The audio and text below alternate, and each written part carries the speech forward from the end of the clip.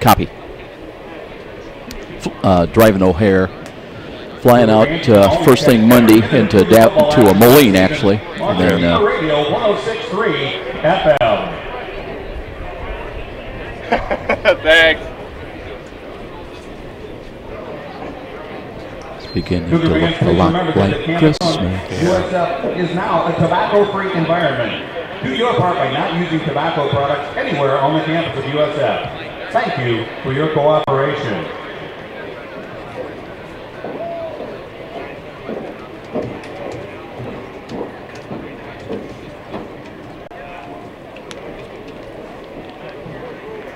Fans, at this time, let's meet the starting defensive unit for William Penn University.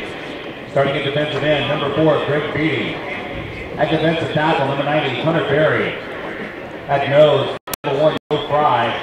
At a defensive end, number 96, Carl Lewis. At one position, number 5, Kevin Schrager. At middle linebacker, 55, Scott Adams. And an outside linebacker, number 42, Isaac Samick. Playing cornerback for William Penn today, number 23, Cesar Harris. At the other corner, number 13, Deshaun Cowan. At free safety, number 21, Deshaun Connolly. And a strong safety, number 16, Keegan Murphy. The William Penn University Statesman starting defensive unit.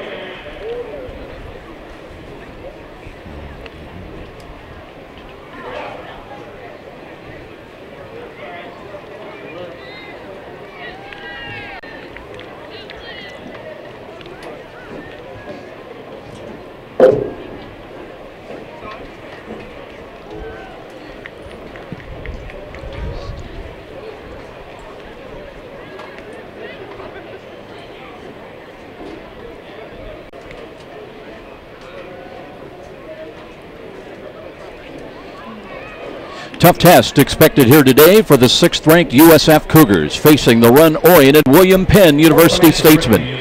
Hi, everybody. Welcome in to Bishop John M. Darcy Stadium. Along with Sean McBride, I'm Joe Parson. Much cooler weather in store for the two teams today, but great football weather.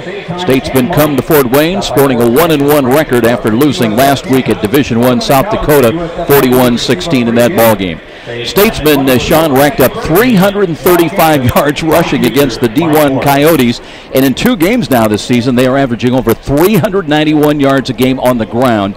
So really not much guessing about what St. Francis needs to accomplish defensively today. Well, that's exactly right, Joe. This is going to be a much different contest this week for the Cougars as they face this high-powered offense from William Penn, especially on the ground. You know, keeping the ball on the ground, Joe, does 2 things. It gives you a very high percentage of success, plus it also grinds that clock down. So, again, they have to watch the edges. The triple option is a very dangerous offense to defend against if, in fact, it's run correctly, and clearly these guys know how to do it.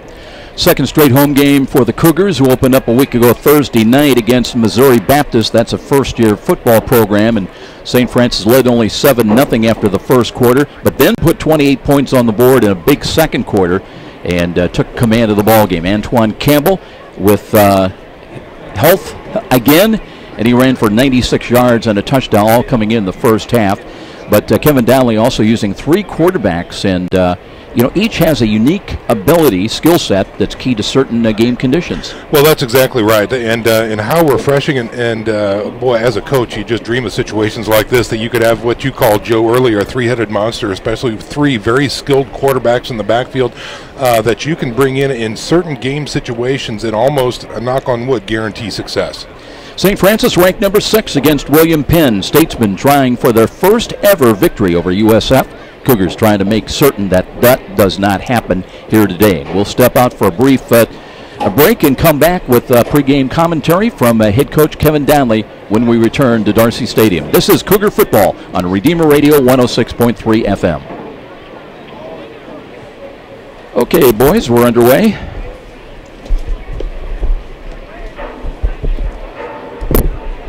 You may want to turn 2 down until I get back. Yeah, we'll do. And potting me down as well.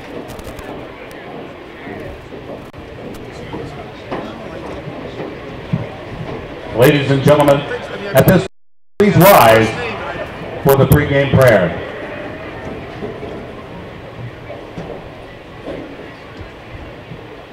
Strong and faithful God, as we come together for this game, We ask you to bless these athletes, coaches, officials, and fans. Keep us safe from injury and harm. Instill in us respect for each other and give us strength in our endeavors. We ask this in Jesus' name. Amen. Ladies and gentlemen, please remain standing and direct your attention to the south end zone flagpole. Today's national anthem is presented by the University of St. Francis Pep Band, led by Bob Mayer. Welcome back, everybody. Just before kickoff with head coach Kevin Donnelly. Cougars completing their 2-game homestand here this afternoon. You know, a week ago Thursday, Coach. Season opener against Missouri Baptist. Young program just starting out, and a big win, and especially a big second quarter with 28 points. And I was really impressed. Antoine Campbell, after we got past a couple early fumbles, kept us off the board, but he ran really hard. And your triumvirate at quarterback, a lot of different dimensions. What stands out in your mind from that opening game victory? Well, first of all, just having Antoine Campbell back, and I think everybody was kind of holding their breath after major ACL surgery. Is he going to be the same? You know, there was no tape, there was no brace. He said he was 100%, and I thought he performed as if he were 100%. He ran hard, looked good to me, so that was good. I think Harvey, you know, coming back from the same surgery. So we got our stable back there, running backs. We've got a great core, I think, in the receiving core. We got playmakers. I think our offensive line is playing well. The quarterback thing, you know, Hunsucker, fifth-year senior, got to start. He's been around it longer than anybody else, and you know, I thought he did a great job.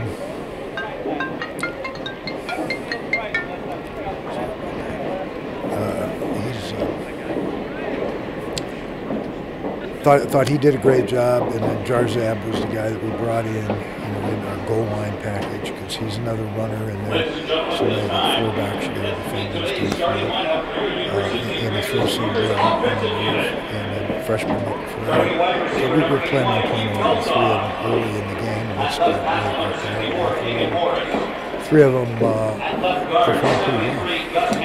Coaches often talk about seeing the biggest improvement from week 1 to week 2. Now you've had basically 10 days. Also from the health situation coming out of that opening night victory a week ago Thursday. But what have you seen on about your team and improvements you expect today? Well, you know, you play a football team like this, you know, as you move to the defensive side, I think we play pretty good defense. We still have to work on the fundamentals of tackling. We've got to keep it better. We've got to get open for a tackler. You got to work on the rules of keeping the head out of the game. You know, when I play ball, that's what you're taught with. You know, you lead with the head. But, you know, the fundamentals have changed. Going back to the original days of football with leather helmets, so, you know, you got to continually work at teaching that. I thought we played good defense, different kind of animal coming in this week.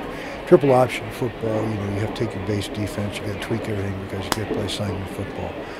You got to keep enough variation in it so that your opposition who runs that doesn't know how you're going to play dive, quarterback pitch. You got to have variation in it. So it's a difficult week, you know, to prepare for because you just don't see it very often. Kids have been good. I think they've learned it. You know, it's impossible to duplicate the speed of it with preparation squads. So now we're just going to have to react to the speed of it. Offensively, we're going against a strong defense, strong defensive line. They bring a lot of pressure. They get good athletes. So they have a challenge both sides. As you look on film, I know they played, William Penn talking about, played South Dakota. They led in that game a couple of times on the road. Were down only 8 points early in the fourth quarter and ran for 335 yards in that ball game. Kind of one-dimensional. They love to run the ball. That's about all they do. They can't pass it. Does that change your strategic approach today? Well, you got to stop the dive first, and you know, the other elements you got to keep containment on the pitch because they got speed, they got good tough backs. I mean, they're hard those kids. Their offensive line gets off the ball, so I mean it's going to be a physical football game and it's got to be a disciplined game. They don't throw the ball a lot, but when they do, they throw it, you know, for the kill shot. I mean, they're going to throw it downtown. First play of the season against Bethel, Tennessee. You know, they had a play action pass for 6. They've got some speed at receiver. Their passing game isn't intricate. It's a throwing game. They can throw it far, and they got guys that can run fast. Head coach Kevin Donnelly with his take on the matchup here this afternoon at Bishop John M. Darcy Stadium. Coach Donnelly in his 17th year. The Cougars, as we mentioned, in still what is a preseason poll on the NAIA, ranked number 6, 1-0 on the year. Todd Hafner, head man of the William Penn Statesmen. They are 1-1 on the year. Coach Hafner in his 11th year. A year ago, they were 5-6 overall, 3-3 in the Midwest League. They did win 2 of their final 3 ball games. Cougars a season ago, 9-3. They were champions of the Mideast League. They lost 20-14 at Cumberland's in the NAIA playoffs. We're coming back with more, and we're getting ready for the meeting at midfield. Our referee today is Scott Bova. Sean McBride will be down on the field, and we'll have the introduction of the players coming up and our coin toss when we return. This is Cougar Football on Redeemer Radio, 106.3 FM. Okay, guys, let's run both those 30s. I tell you what, be ready. I may just have you run the prayer and the game open out of this, because I'm just afraid they show 2 minutes to do the coin toss, so we won't have enough time to get everything in. So be prepared to run the prayer and then the game open coming out of these 2 spots.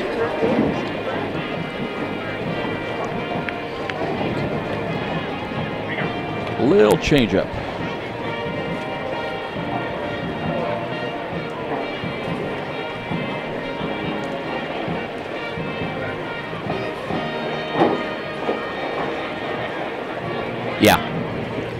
Yeah, we're at 5 minutes, so that'll take us down to about 3.5 to 4.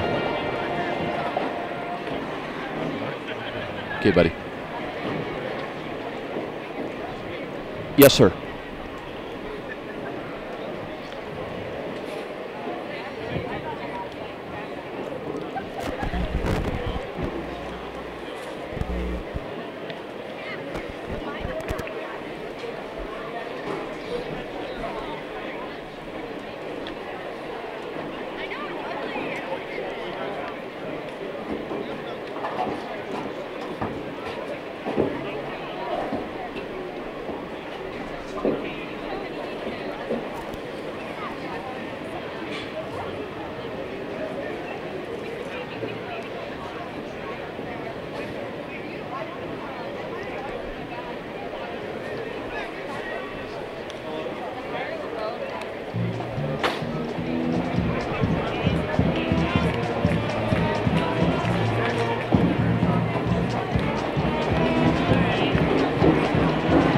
Welcome in, everybody, to Darcy Stadium along with Sean McBride. I'm Joe Parson. Glad you could join us on this football Saturday afternoon.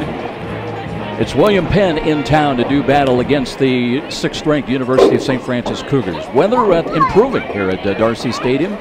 Had a lot of cloudiness, some overcast conditions earlier today, a few brief showers, but now partly sunny skies. Temperature right around 56 degrees.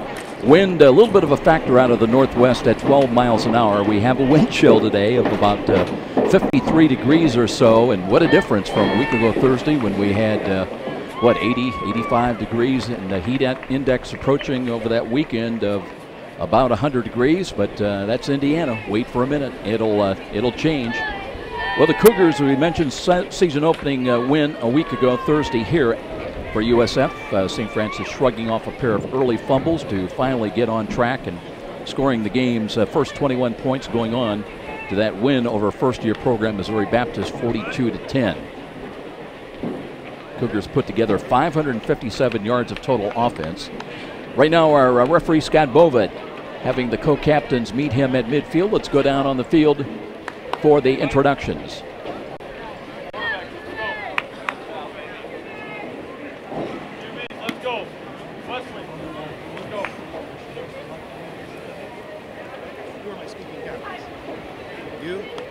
Great, you're in the right spot. Okay. Here comes the microphone. Okay, your head, tail, pretty straightforward. Visitor, he's going to call it in the air. We'll add it. Okay.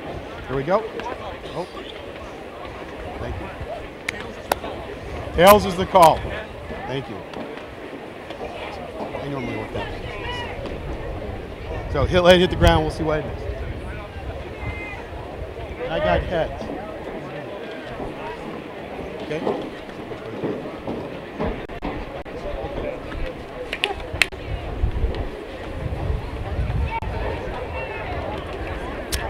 Joe, so the update from the coin toss is St. Francis has won the toss, and they will elect to receive, and William Penn will be kicking to the south. Very good. Sean will be making his way back up here, and we'll have the opening kickoff coming up in just a matter of about 90 seconds from now. We'll keep things right here. As we mentioned a week ago, Thursday, one of the big keys was a 28-point second quarter by USF as they took command over the Spartans. Antoine Campbell, 11 carries on the day, 96 yards. They all came in the first half. Scored one rushing touchdown. Wesley Hunsucker starting at quarterback. He was 11 of 21 through the air for 113 yards. No touchdowns, no interceptions, no sacks. Freshman Nick Ferrer came on also, the third quarterback used. He was 5 of 9 through the air, 105 yards and 2 touchdowns. And combined with Cam Smith on a 67-yard touchdown pass play while he was in there. And Bradley Jarzab also performed at quarterback, 3 of 6 through the air for 21 yards, 4 carries for 42 yards and a touchdown. Speaking of Cam Smith, he had led the Cougars in receiving with 4 catches, 94 yards and a touchdown. Just briefly about the defense, defensive tackle Lucas Sparks, top USF with 7 tackles. He had a half a tackle for loss. And Kyle Matthewson at linebacker, 5 tackles, a half tackle for loss. He had a sack. Drew Durnell and Jeffrey Jones also registered 1 sack. As far as William Penn, they went on the road. And the score may not really show it, but William Penn competed very well last Saturday in Vermillion, South Dakota, taking on South Dakota University's Coyotes. On the short end of that score, 41-16, but the Statesmen ran 64 times on the ground, 335 rushing yards. Fullback Evan Ressler, we'll see a lot of him today against the D1 Coyotes last week, 22 carries, 87 yards. He was 1 of 12 ball carriers used by William Penn, so to give you an idea how they do emphasize the run game. St. Francis won the toss, they want the ball. They'll move from right to left out of the south end zone. And the Cougars getting ready. As back deep, Aaron Harris had 1 kickoff return, a good one for 39 yards a week ago. And he'll be joined by Cody Appenzeller back there, who also had a kickoff return last week of 23 yards. So getting ready. And here comes the left-footed kick, high end over end and down. It's a short kick, fielded at the 10. Appenzeller works to the 15, 20, 25. Got blockers to the right and nudges across the 30 out to about the 35-yard line. So that is where the Cougars will have decent field position on the first snap from scrimmage coming up. Get your breath back from making that climb? Almost. We're getting there. Yeah, a couple more deep cleansing breaths and I'll be okay. Beautiful day here at Bishop Darcy Stadium. Clearly, Joe, the wind will be a factor, probably more so for the Cougars rather than William Penn because of that triple option run. Right now the Cougars with the ball. They'll spread the field with 2 wide to the left. And Wes Hunsaker, who threw for 403 yards last year, starting here this afternoon out of the pistol alignment, and looks to Campbell working right side. They'll stop and go move it. He finds some running room for a first down across the 45 and all the way up to the 47-yard line. A little hesitation move that time. And that's all it took to wait for that block to develop. He did a nice job showing just a little bit of patience and then vaulted through for a first down. Cougars trying to play up-tempo. They're at the line of scrimmage already. And they've got their first down of the ball game. Second snap coming up. And here's Hunsaker. Deep handoff. Campbell running to the right side. Turns the corner. He's into William Penn territory. And he's got another first down, I believe, out of bounds on the far side around the 39. Yeah, it sure looks like it, Joe. I love the attitude of the Cougars coming out of this contest. We want the ball. We want the up-tempo game. We are setting the tone of this game early. Cougar offensive line averaging 281 a man tackle to tackle. Jesse Boley at center, Zach Minardo and Gus Hancock the guards. Keegan Bruner and Keegan Morris are the tackles. Up on the right wing is Akeem Kelsaw out of Snyder High School. Hunsucker with 2 snaps, 2 first downs, screens the ball. He's got Kelsaw, big running room, 35-30, and he's got another first down. He took a shot down there at the 30, but he pops right up. You know, interesting defense here for William Penn. They line up in a 3-3 with a cover shell. So, again, a nice play call, getting Kelsaw alone in space for another first down. 3 snaps, 3 first downs. Isaac Samick came over and made the tackle for William Penn. He had 10 tackles last week in South Dakota. Also a half tackle loss. 2 running backs in, cross, and here's a give to Campbell. That time runs into more of a hole, or a lack of a hole, I should say.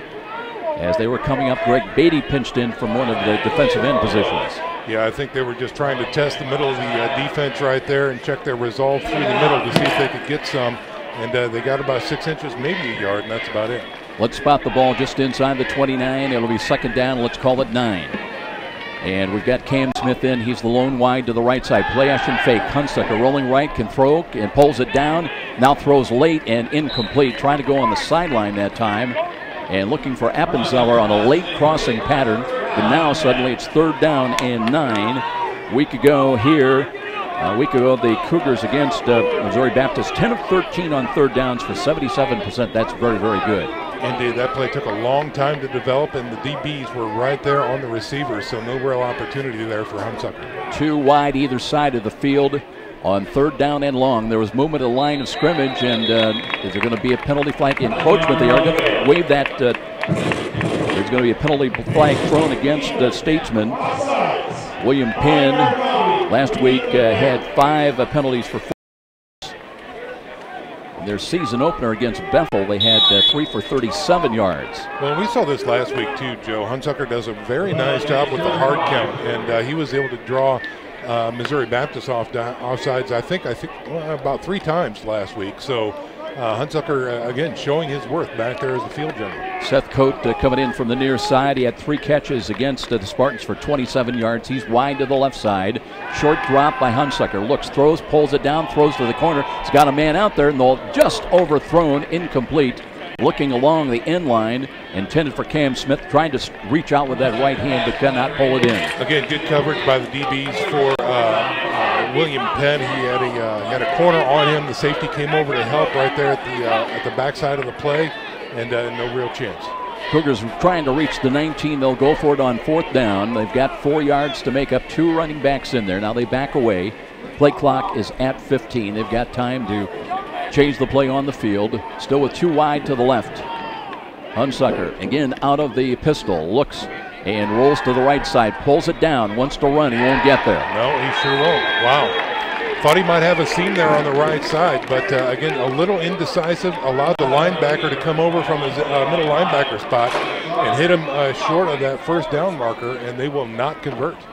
One of the criticisms about Wes, I think he's a 4.0 student, so he's absolutely brilliant. Yes. But Kevin Nally says sometimes that intelligence gets in his way. He overthinks that situation sometimes. Yeah, that's exactly right. Sometimes it's better to give and go as opposed to think about, well, should I go left, should I go right, what should I do? And then by that time you're tackled.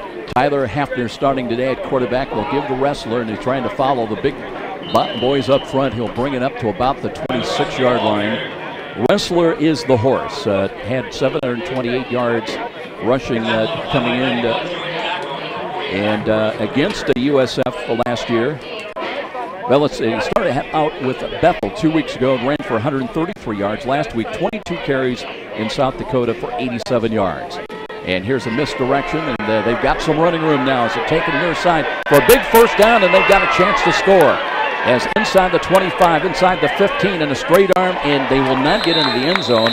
But it was Jatavius Stewart who took that ball on a reverse and takes it all the way down inside the Cougar 5. It'll be 1st and goal for William Penn. Well, a brilliant play there, Joe, by William Penn, because what they did, again, they started that triple option to the left side. The tight end pulled from the right.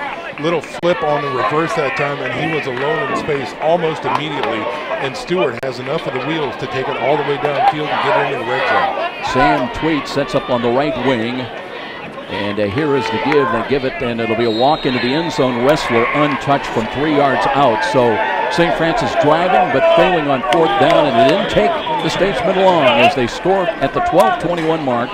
And here on the road, it'll be William Penn in an early 6-0 lead over St. Francis. Well, again, we talk about defending the triple option, and this is assignment football at its hardest. And obviously, these boys from William Penn, they know how to run this offense. They do it to nearly perfection, as was displayed on that previous drive right there. So Stewart sets them up with a long run. Now the extra point, Ante Rojic will come in to try to make it a 7-0 lead. Left-footed kicker, waiting for the snap. Long count from the line of scrimmage. Left-footed kick blocked at the line of scrimmage, and St. Francis will try to return it, but that'll end that particular situation. So it'll be 6-0 on the block kick, and we'll step out. 6-0, William Penn in the early going. And this is Cougar Football on Redeemer Radio 106.3 FM.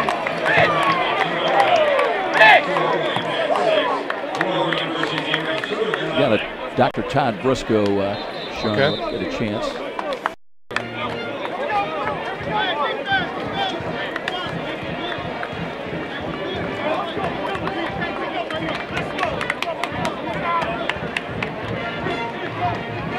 Should we go down to our sideline guy? Okay. I can do it right now.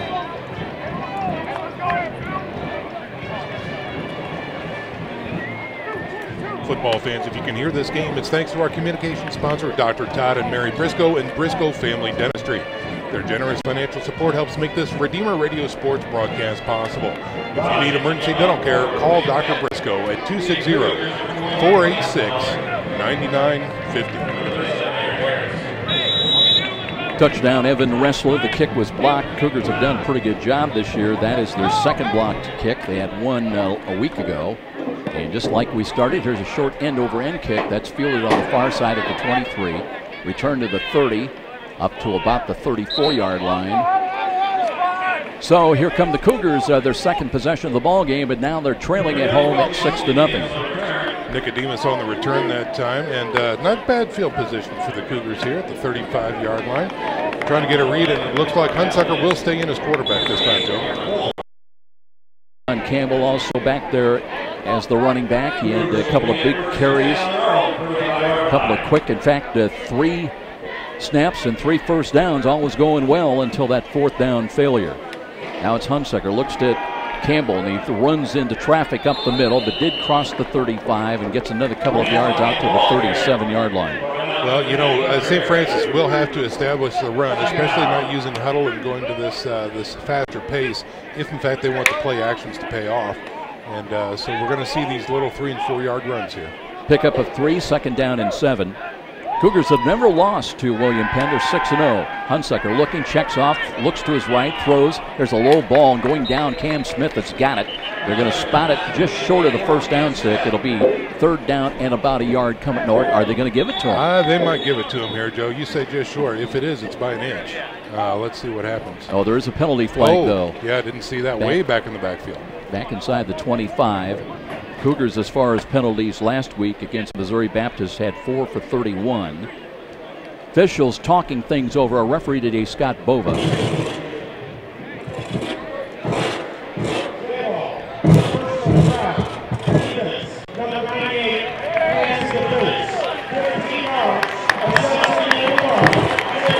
You know, Sean McBride, when you see that flag in the backfield, your first thought is holding. Yeah, that's exactly what I was going to say. I'm glad I waited. Because it goes against William Penn, hands to the helmet.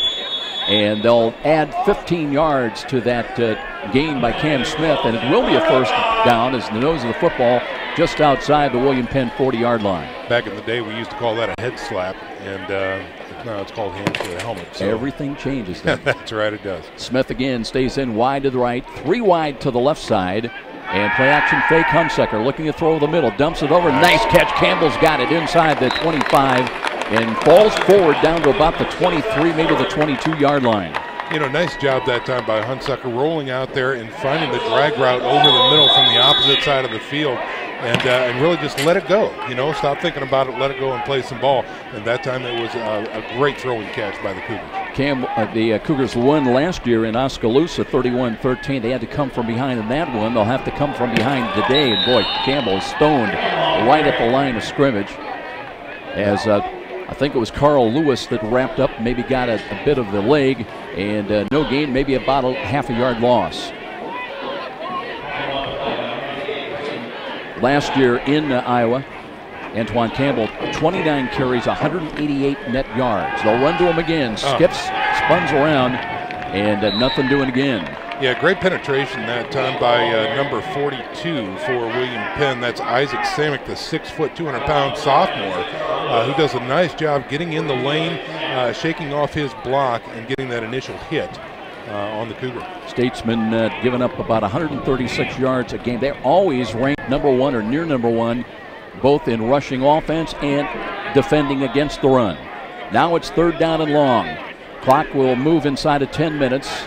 Before the snap of the football, 6-0 William Penn. There was movement, and that time Hunsucker was backing away before the ball was snapped. I think what we want to do is go down and erase that 30-yard line, Joe, because the last drive when St. Francis got inside the 30, it started to unravel, and now here they're inside the 30 and they're unraveling again.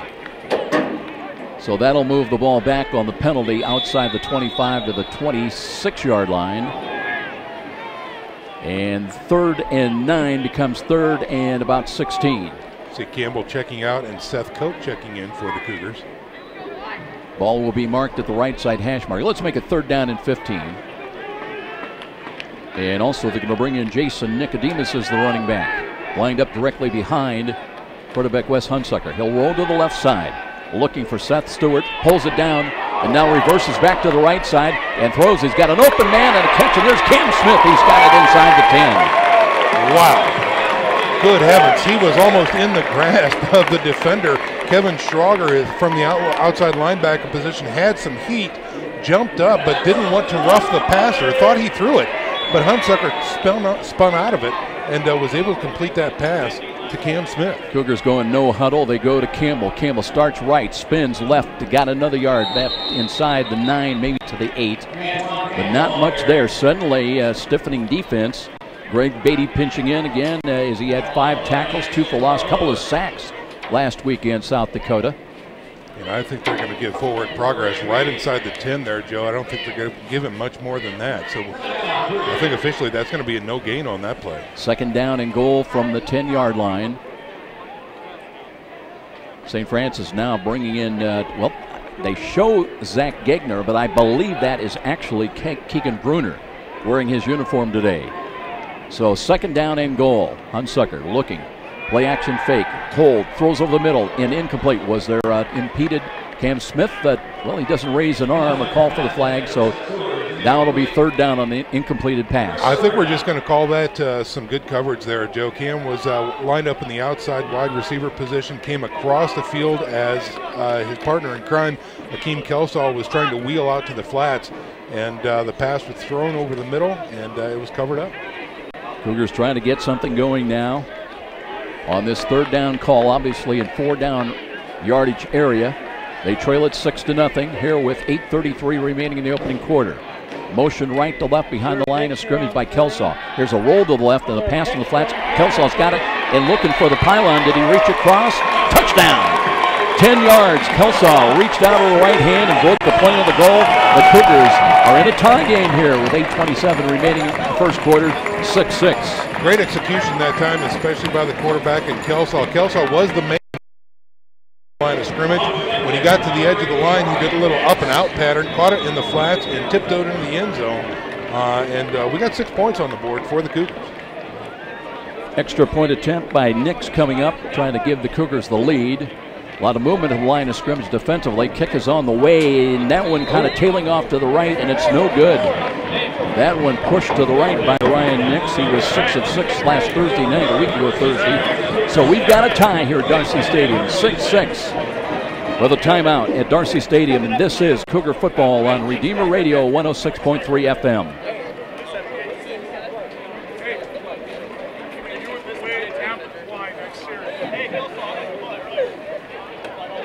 Boy, they needed that one. Guys, did I miss U.S. Savings Bank, or this is it? Or did I miss Mopper?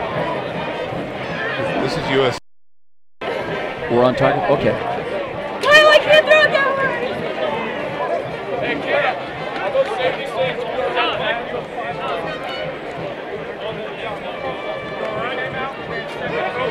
Well, the kicking game has left a little something to be desired as we're in a 6-6 tie at a block kick on the extra point attempt by William Penn, and now Nix pushes it off to the right, so 6-6. Kind of gets my Irish up there a little bit, Joe. In a game like this is going to be a dogfight for all 4 quarters. Every point is critical, and so we're going to have to see if St. Francis, if that's not a game changer right there. So William Penn, who had a big play to get them into scoring position, and they're about ready. Keyshawn Cowan is back in kick return. Short end over end kick, pooch to the right side. It fielded at the 23. And a run up the middle across the 30 to about the 32-yard line. Pretty good containment that time by the special teams defense on the kickoff unit by St. Francis. I would agree with that, and William Penn will come out on offense in the mid-30s there. Still not bad field position. I think the interesting thing was the high end over end short kick there, Joe. That was by design. He didn't put his leg into it. So I think they want to keep that ball away from the speedsters back deep for William Penn. So the Cougars, Joey Donaco in there, one of the down 3 defensive linemen. Cougars bring 10 men close to the line of scrimmage. There's a run up the middle. And normally that would be Ressler, Evan Ressler getting the call, and it'll be a pickup of about 5 yards. But I think they gave that ball to Sam Tweet. You know, and it looks like, we've got a William Penn player hobbling off right now. Caleb Gist, the starting left guard. Big fella, 280-pounder, junior, 6'2". And Joe, you got to load the box if you're St. Francis. Again, this is not a passing team, so if I have 9 in the box and it looks like we've got some man coverage on the outside, that's a good defense right there. After with Stewart, they pitch the ball to him, trying to sweep the corner, slips a tackle, works back to his right, but he's going nowhere. He'll lose yardage that time back around the 35-yard line, and somebody knifed through there for USF and really slowed him up enough till he got some help. Yeah, it looked like Zach Bruce was in there, number 40, and good penetration by the defensive line right there, doing a fine job. Tackle for loss, bringing up a 3rd and long. Against South Dakota last week on 3rd downs, William Penn was 7 of 14. They've done pretty well in 3rd down situations. They've got to get out to their own 43-yard line. Let's see if they put the ball in the air for the first time today. Tyler Hafner, 0 of 7 and they pitch the ball, they'll run it again. And here's a run for a 1st down as they carry just short of midfield. That time the carry by Sam Tweet. Yeah, and again, it comes down to assignment football. Unfortunately, the defensive end got sucked in as they, great job by the quarterback to read that as well. He did end up pitching right at the line, and Tweet was wide open, had some green acres in front of him, more than enough for a 1st down. That was a big play on 3rd down and long for the Statesmen. Now with the clock at 6:49, it'll be quarterback Tyler Hafner. He checks over to the sidelines. What play they want to run. He's a junior, 6'2", 194 pounds. And they'll have one wide to the left. Stewart in motion off the right wing. They'll give on the dive play. And there's some running room as a good gain. Michael Thomas comes in, 7 carries last week. And he'll angle to the USF 45-yard line. Boy, and this really opens up the playbook. I know that William Penn will probably keep it on the ground, but they're looking at 2nd and 4 right now after a nice gain on 1st down. All your options are open to you at this point on 2nd and 4. Cougars with 2 back in cover 2. Caleb Tabler back there with some help. And it'll be 2nd down and fairly short. And they'll run the ball up the middle. Good defense. That was stopped right at the point of attack at the line of scrimmage. USF, Joey Donaco getting off the bottom of the pile. Yeah, nice job by Gardner and Donaco that time, plugging up the middle hole and creating a nice wall there. No penetration being done by William Penn that time. William Penn has had their best success early on with sweeps, pitches going wide either side, especially to the near side. Now it's 3rd down and 3. 5.5 minutes time remaining in the opening quarter. We are tied at 6 apiece. Hafner under center's got motion to the right. They run the ball, and there's a big hole again. Michael Thomas angling off inside the 35 to the 34 on the little off-tackle blast play. Yeah, again, they give it to the first man through. Great job by the quarterback to read that the defensive end was crashing. That created the seam, and they were able to get more than enough for a 1st down inside the 35. Lucas Sparks will check into the ball game now. So it is 1st and 10 for the Statesmen. They work from the USF 34-yard line. The backs for the Statesmen are very fast, Joe. No, yeah, that's they an really understatement. Yeah. They really are. Double wing attack again, motion out of it. And this time now they pitch, and they've got turning the corner. And here is Tweet down the left sideline. Sam Tweet turning the corner, and he's got the ball down inside the 20-yard line, close to the 17, maybe the 16. Kudos to his brother, number 37, Nate Tweet. He was lined up as a wideout out there, got a great open field block, which actually sprang his brother around the outside, giving them enough for a first down. Sean Lewis felt he should have had the tackle on that, clapping his hands. It's a little bit of frustration, but it is 1st and 10 from the 17-yard line. Again, they go off tackle, straight ahead, carry down for about 4 yards to about the 12-yard line, maybe closer to a pickup of 5. You know, and again, when they teach you how to defend this this triple option, Joe, when it comes to assignment football, is that if you have the quarterback or you have the pitch man or if you have the dive back, you're hitting them regardless. Yeah, because that is how fast these plays can develop. You don't know if he's going to have the ball or not, so you have to take your man out. After again under center, waiting for the snap motion, but here's a roll to the left side, and after looking to throw the ball, the crossing pattern is caught short of the first down stick. Little possession type of play, but one that they can come up with and execute. And was that their first pass of the contest? I think it was. I think it was, yeah. So they hit it for the short gainer, brings up 3rd and short. But again, the receiver that time dragging over the middle, hitting the flats, and successful play. They will mark the ball at the 8-yard line. It'll be 3rd down and a yard. Short yardage situation, motion right to left. They'll run it up the middle, and they've got a touchdown. Michael Thomas, untouched into the end zone. So 8 yards on the scoring touchdown at the 3:24 mark. You know, this could be a real slugfest here today. Both of these teams continue to drive down the field and score one after the other. It could be whoever has the ball last might win this one, Joe. No question. So Michael Thomas, a senior 5'10", 210-pounder. And now the Cougars block the last extra point. They had run the little swinging gate where all the linemen line up to the left. So Rajic had his last extra point attempt blocked. Not going to try for 2. And the left-footed kicker getting ready to try again. And the kick is on the way. This time he got it and off the end of the roof. It's good this time. So it'll be a 13-6 lead for William Penn. 3:24 remaining on the clock here in the opening quarter. And we'll be back after this timeout. This is Cougar Football on Redeemer Radio 106.3 FM.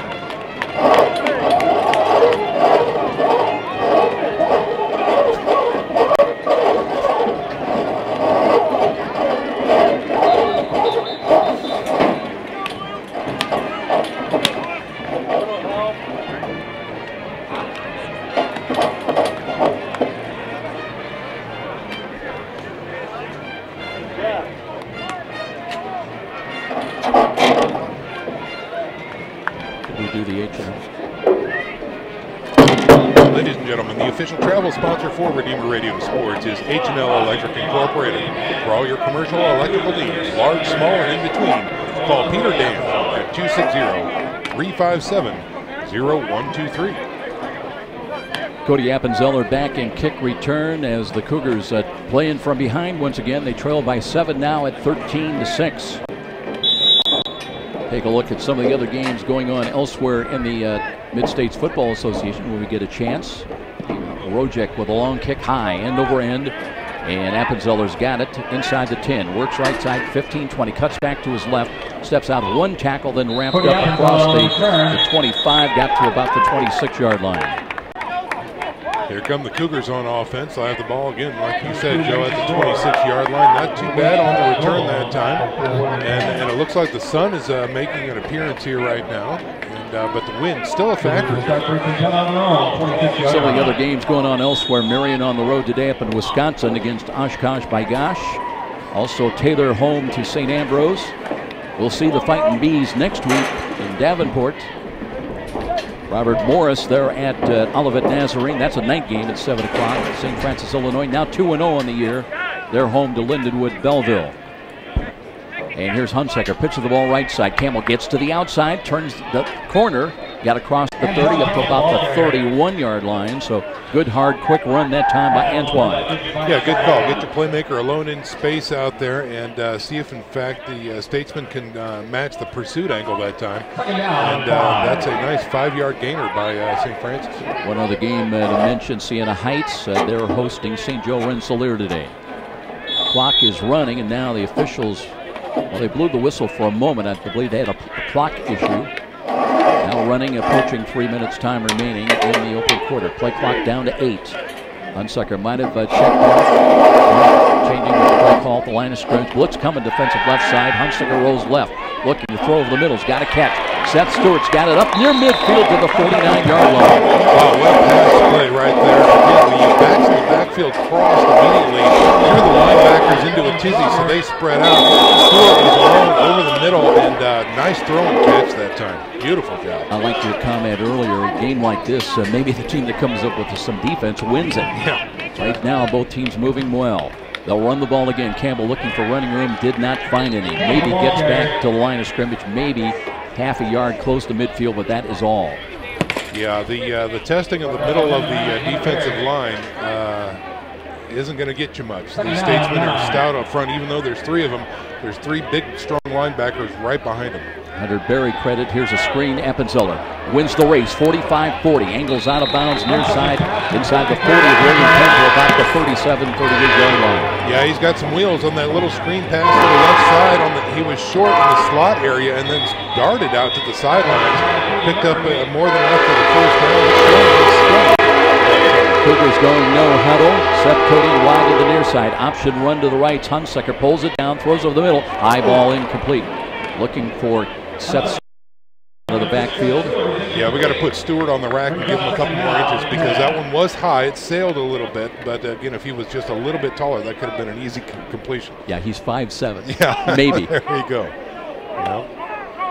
That'll stop the clock with 1:57 on the clock. Cougars down on the short end of a 13-6 score. And let's see, they're going to bring in Matt Knoll now. Cam Smith stays in wide to the right side. Trips out there to the right side. Stewart in the slot. And let's see if they've got 7 men on the line of scrimmage. As no flag, here's a run offset to the left and to the 30 to the 25. And down goes a big gain that time. Aaron Harris carrying the mail that time, and a little change-up look. And he, he's not going to run around a lot of people. He'll run through them. That he will. Little ISO, simple little play out there to the left side. Little misdirection, having the trips out to the right. Harris does a fine job getting them into the red zone. 7 carries, 54 yards, and a touchdown a week ago Thursday. Low snap and penalty flags. As the ball was at the 18-yard line, it was 1st and 10. Another red zone mistake for the Cougars. Procedure will be the call. That'll cost them 5.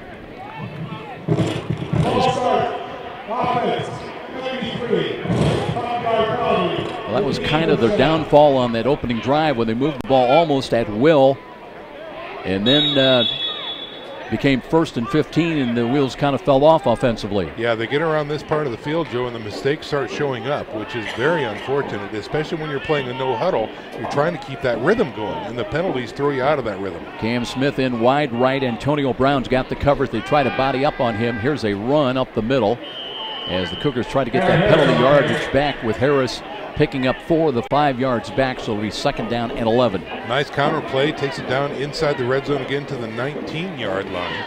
Again, they tested the middle of the line, but they had a guard pulling and a kickout block by the up back, and it created a little bit of room and 4 yards.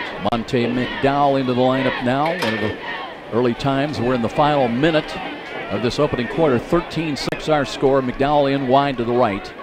Stewart up in the slot to the right side. Here's a pitch coming left side. Harris looking, makes a move to the out, and will be run out of bounds inside the 15 down to about the 13-yard line.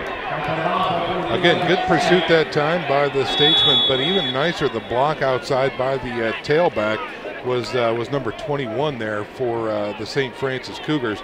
Did a nice job, Appenzeller did, staying with the block and allowing the back to get those extra yards.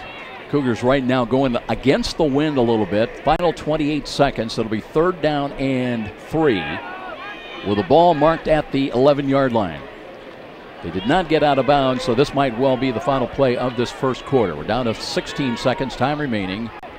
Harris stays in as the running back, lined up behind Hunsaker. Short drop, wants to throw the fade to the left. Ball is behind and incomplete. Look in the left corner of the end zone, and that'll stop the clock with 7.8 seconds remaining. Yeah, so they just tried to hit Knoll on the back shoulder pass right there, and it just wasn't there. A little bit too far behind him.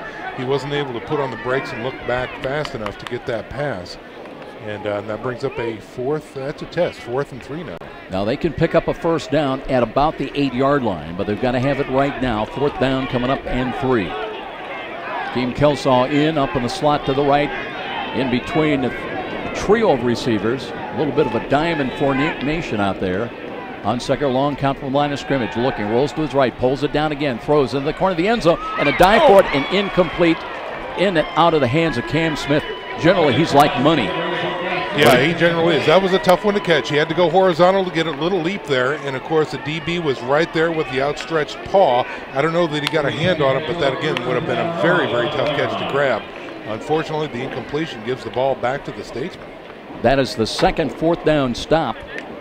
They took over the ball inside their own 25 earlier in the ball game on the first opening series by St. Francis, moving the ball very well. And now their second 4th down stop, they'll take over at their own 11-yard line. We'll have one snap, 1.6 seconds remaining. It'll be 1st and 10, Statesmen at their own 11. Hafner under center, waiting for that snap from Tuafua. And option run, they'll give the ball up the middle, a little dive play, and that is their bread and butter play with Wrestler. Across the 11 to about the 13, and that'll be the end of the opening quarter. 13-6 after 1 here at Darcy Stadium. St. Francis playing from behind. We'll be back with quarter 2 action. This is Cougar Football on Redeemer Radio 106.3 FM.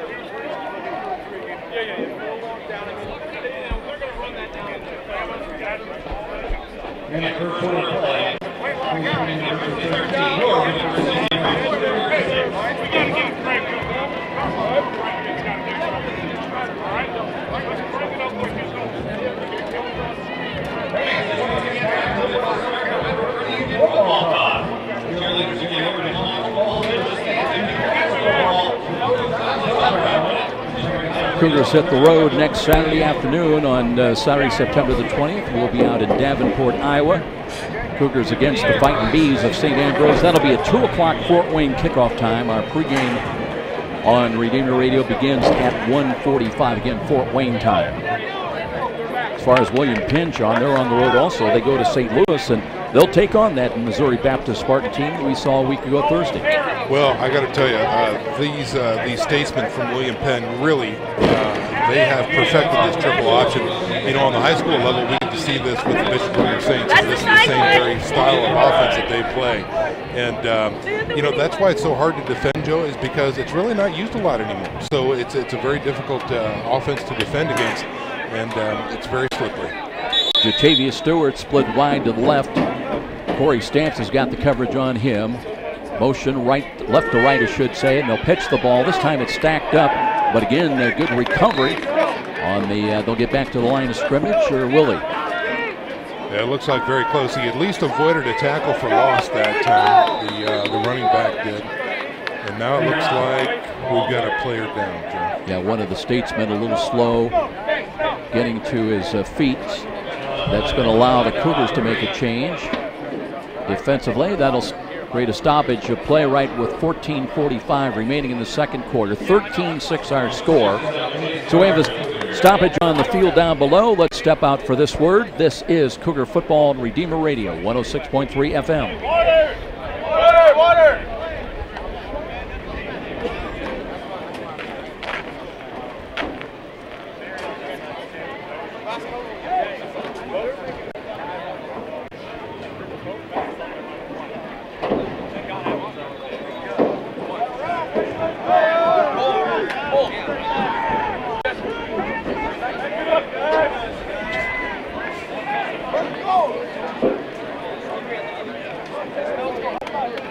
2-4 as the injured William Penn player runs off the field though under his own power. Looks like he'll be back after just a play or so.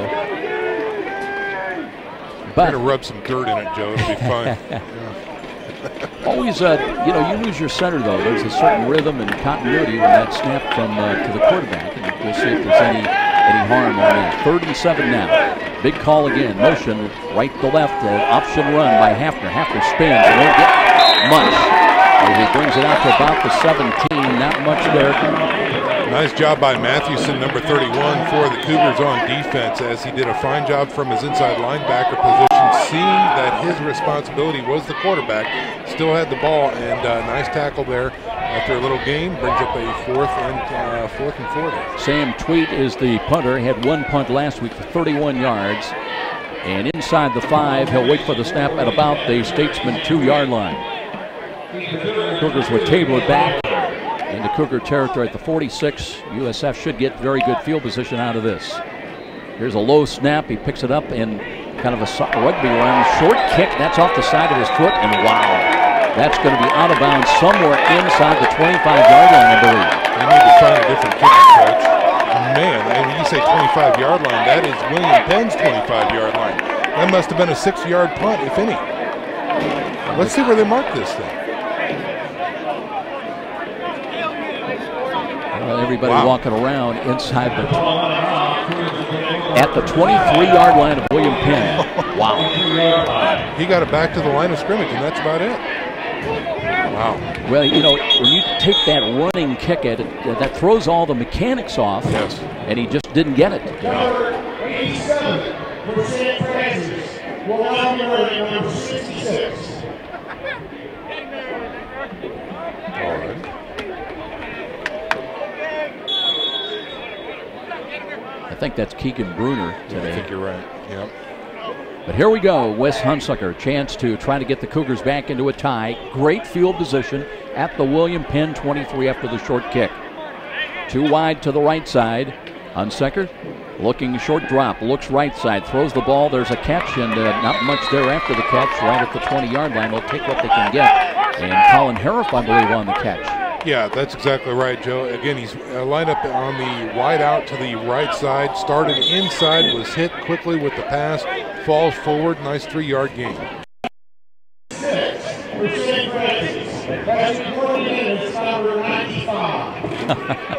Okay.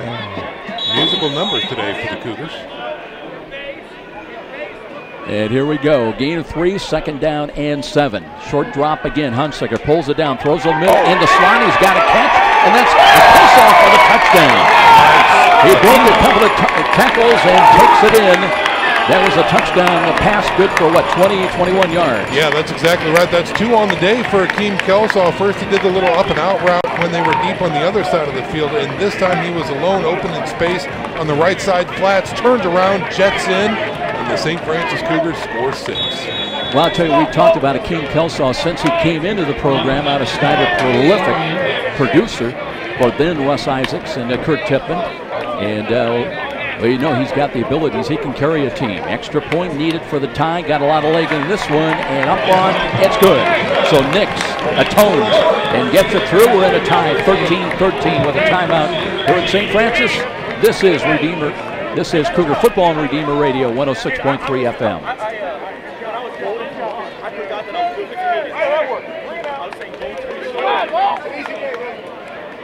These lineup sheets are a joke. Yeah.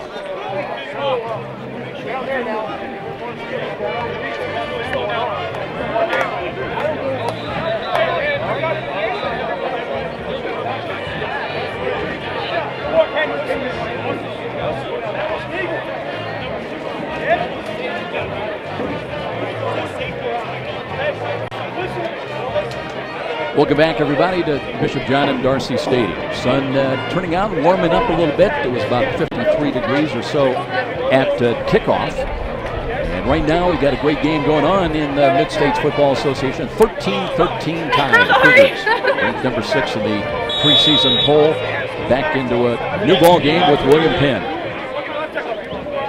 Kick will come from left to right. Cougars have the wind behind them now. Long end-over-end kick, and that's going to go into the end zone, and it'll be a touchback. I believe that was Stewart back there. Wanted to bring it out, and his buddy back there says, no, I don't think so. Yeah, let's just relax here a little bit. Stewart, again, he is dangerous. He was 6 foot, 180-pound junior return specialist there for the Statesmen. And again, that will give them the ball at the 25-yard line with no return.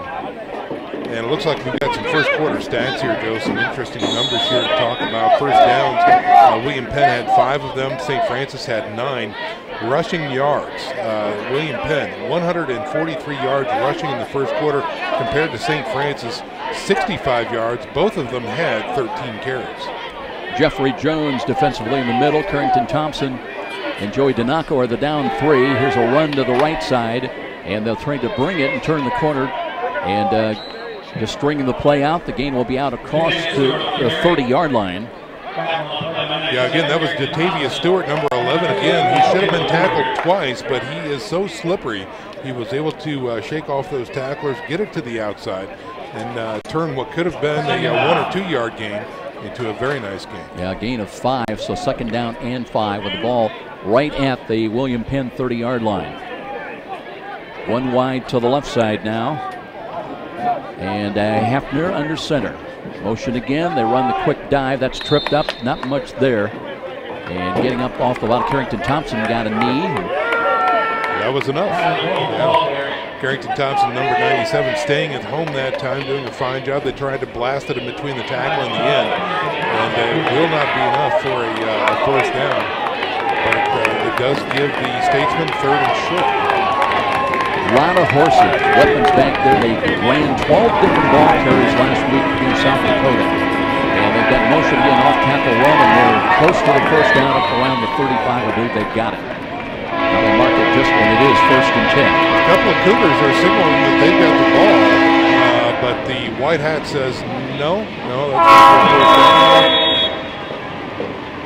So they move the chains. It'll be 1st and 10. 11:54 remaining until intermission. 13-13 tie. Cougars have never led in this ball game. Kramer Patterson checks in, 6'1" junior. He's wide to the right side. One wide to the left. Hafner under center. Looks to the dive again. No, keeps it himself. And nice. Knife and through the defensive play by USF. And that was Kyle Mathewson who just knifed through there brilliantly, and it holds it to a pickup of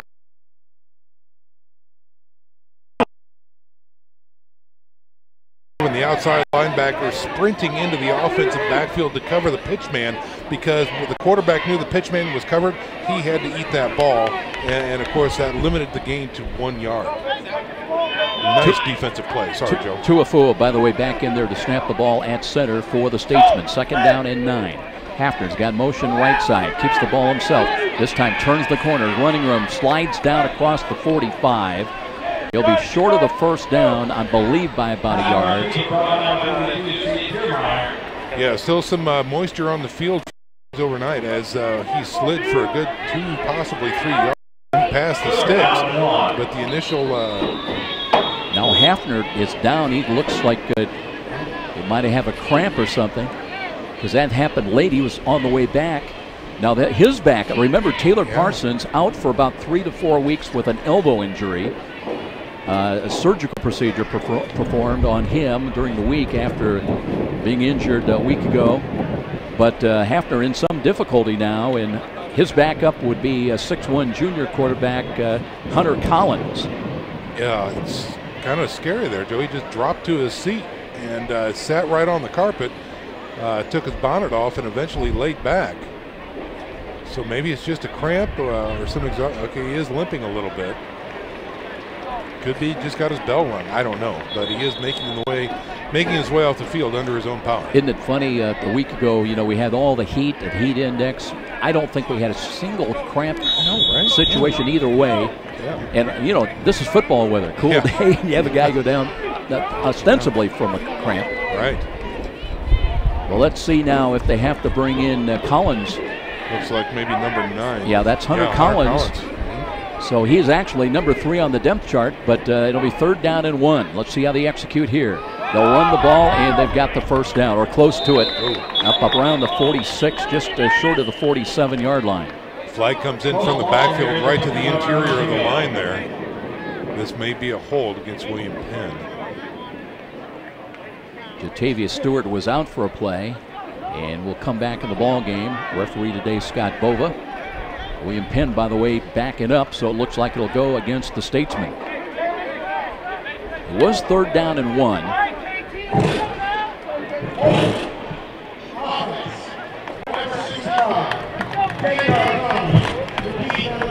Jared Rogers whistled for the hold, so that now makes it 3rd down and 11. And we'll see if Hafner has recovered and is back in there, or they're going to still go with Hunter Collins. Can't really tell I think that's Collins still. So still Collins in there, 3rd down and 1. And he looks, play action fake. He wants to throw the ball. Rolling to his right, looking. He's going to be nailed back around the 37-yard line.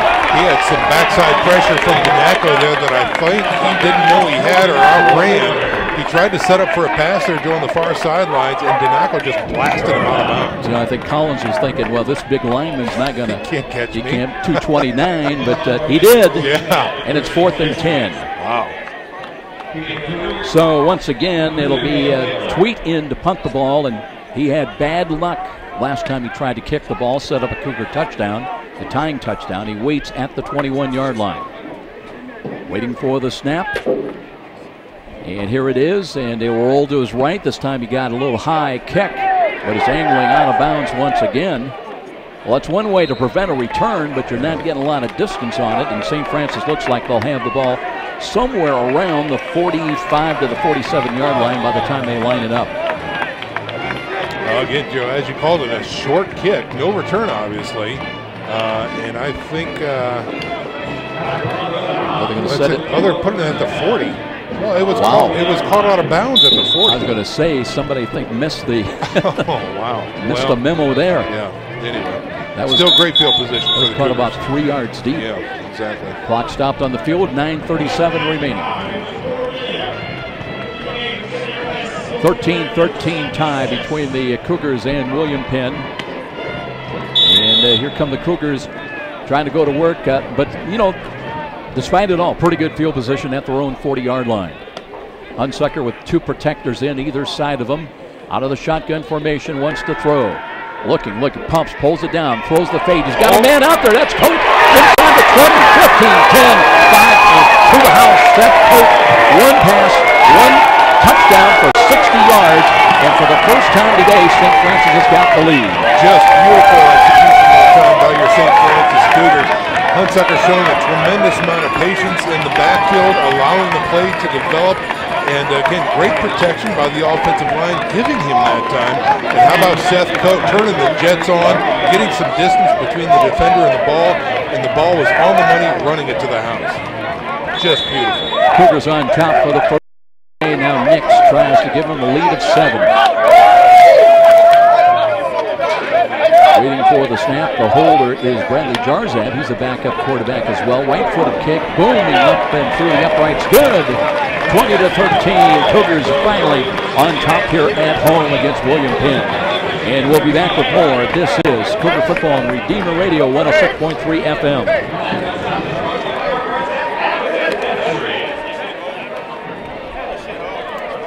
The defense forced 2 punts in a row. Right? Yeah.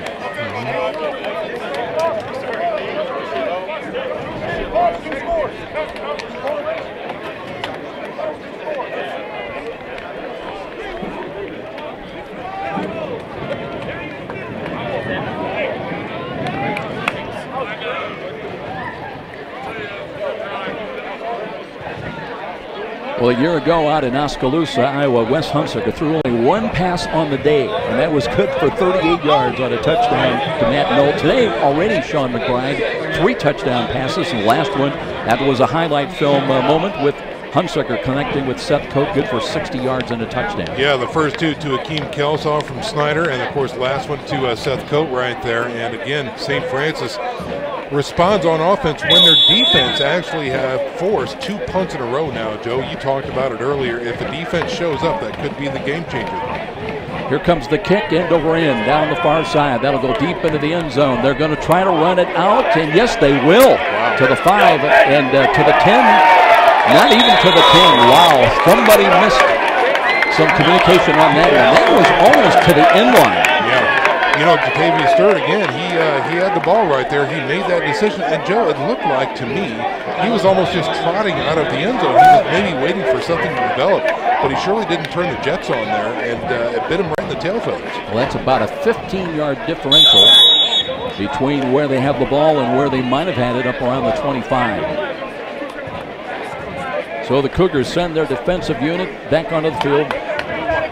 You know, Joe, I find it interesting. I see in the crowd today for the University of St. Francis Cougars, the offensive coordinator for the Bishop Dwenger Saints, Corey Kitchens, here checking out the triple option on the next level.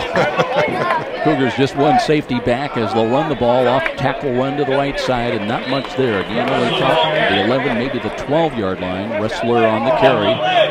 And of course, I see with him the head coach for the St. Vincent Panthers, Kevin Thompson, who also runs the triple option at CYO. So, want to pick up some pointers, maybe? I think so. Of course, it helps when you got an offensive line at 274. You know, but, yeah, that's another story. That's St. Charles, not St. Vincent. I'll tell my wife you said that. There you go. Clock inside at 9 minutes here until halftime. And it'll be 2nd down and 7 after a gain of 3. Now what are we going to have? A timeout perhaps called? Official on the William Penn side. We'll keep things right here. So William Penn, they've got 2 timeouts remaining. 20-13 our score. And looking ahead, you know, that game, well, last, as far as William Penn, we mentioned they go on the road. They'll play Missouri Baptist in St. Louis next Saturday. Cougars on the road also in Davenport, Iowa. They'll take on the Fighting Bees of St. Ambrose. That'll be a 2 o'clock Fort Wayne kickoff time with our pregame at 1:45.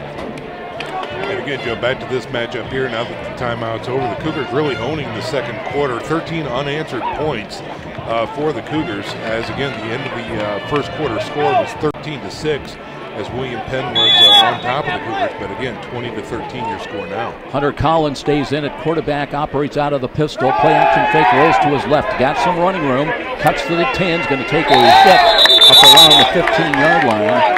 Tried to straight arm Jamel Green. Unsuccessfully. But again, he got some good yardage out of that one. Out to about the 16. Yeah, that's right. It'll bring up 3rd down, 3rd and 4. And again, Joe, that did not look like a designed bootleg out to the left side. It looks like he was scanning the defensive backfield looking to throw the ball. But again, his receivers were covered up, so he had to tuck it and run and still get some positive yards on it, bringing up a 3rd and 4. Cornish Tate comes in. He's split wide to the left. That's the near side as we look at it. Collins out of the gun. Short drop. Wants to throw into the flats. He's got a catch. Jutavius Stewart wrapped up there right away. He's not at the first down. Instead, it'll bring up 4th down. I believe that was one young Mr. Stamps out there on Stamps Island. He allowed the catch, but no yards after the catch that time. Well, maybe 1 or 2 at the most. And it brings up a 4th and short for the Statesman. And if you're Sam Teat, if you're back there, the tweet with the job that has been faced, and I think they've got a change now in the punter. We'll see who that new number is out there. I think it might be number 5. The kick will come from the 5.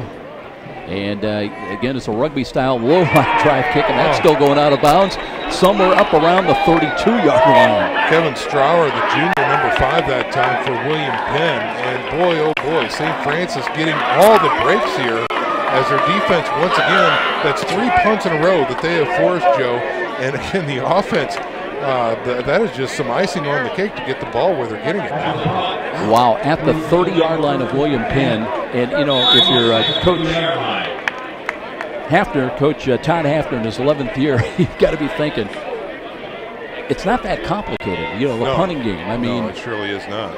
At this level, but they just have not had much luck here today. And the Statesmen will operate with cover 2 safeties back. And Hunsucker stays in there. He's gone all the way so far today at quarterback. 3 touchdown passes, and here's a leap for the ball. I believe they're going to rule it a catch. But short distance, Coat. No, it did hit the turf. It did hit the turf. That was certainly off target. Coat had to go horizontal to get it. As the ball was going down, the ball hit the turf, incomplete. And West didn't really he didn't step into the throw. He kind of threw it off balance, and it was off target.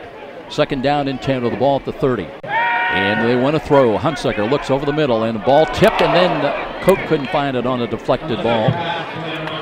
Yeah, Stewart was the intended receiver. Again, very brave by Stewart going across the middle like that. I don't know if he had crocodile arms because he heard footsteps, but as soon as that ball went sailing through his hands, he took a shot, and it resulted in an incomplete pass. Antoine Campbell will check out of the ball game. Garrett Harvey comes in. It'll be 3rd down and 10 at the 30. And from past experience, we know that the Cougars are in 4-down yardage area. They lead the ball game 20-13 with under 7.5 minutes time remaining first half. There's Cam Smith wide out to the right. And he's got single coverage out here right now, and their press coverage. And here's Hunsaker, looks that way, being pressured. Nice footwork, rolls to the right, taking a look, throws to the corner, and that's overthrown and picked off. So it's picked off, and it'll be grabbed that time by Deshaun Conley, who had 13 tackles last week. And that'll stop the drive as William Penn will take over the football deep in their own territory, but they stop the St. Francis drive. Yeah, the receiver's doing a nice job trying to find some room as Hunsaker was flush from the pocket, rolls out to his right, still had some time, had to throw the ball on the run. Clearly overthrew Cam Smith that time for the INT. Well, the good news for William Penn, they've got the ball. The bad news, they've got it at their own 3. Yeah, and with St. Francis on defense so far, forcing the last 3 punts, they could be punting from their own end zone. But let's see what happens. Elliot Nelson is coming to the ball game. One of the safeties back in cover 2. Here's an option run to the right side by Collins, but they've got some running room on an half-tackle run. And it looked like that was Collins who scored a touchdown earlier, Michael Collins, and he's got some quick steps through the hole. That he does. First man through that time, and he was able to find that little seam, get skinny at the line of scrimmage, and get some positive yards. That is a 1st and 10. They'll bring it out to the 18-yard line, just short of that mark. Jadavius Stewart in wide to the left side. Then misdirection, counter run to the right, across the 20 to the 21. They'll move the chains. Yeah, and again, Corey Terrell that time doing a nice job staying at home from his inside linebacker position, making an initial hit, and limiting that game. Corey Terrell did not play a week ago Thursday against Missouri Baptist, nursing an injury. Had 38 tackles a year ago, 4 for loss. Last year against William Penn, he had 3 tackles in the ball game. Now it's 2nd down and 6 after a pickup of 4. Collins staying in, motion right to left. Here's a throw under pressure, and that one is thrown up for grabs. Stamps trying to outrace Jatavius Stewart for the ball, but it falls incomplete. Yeah, he had to get the ball away. He was getting significant pressure up front. The pocket was collapsing on him. He was on his back heel, kind of did the Hail Mary thing. And lucky Stamps was on the other side of the field because, boy, he's got some wheels. So now it's 3rd down and 6.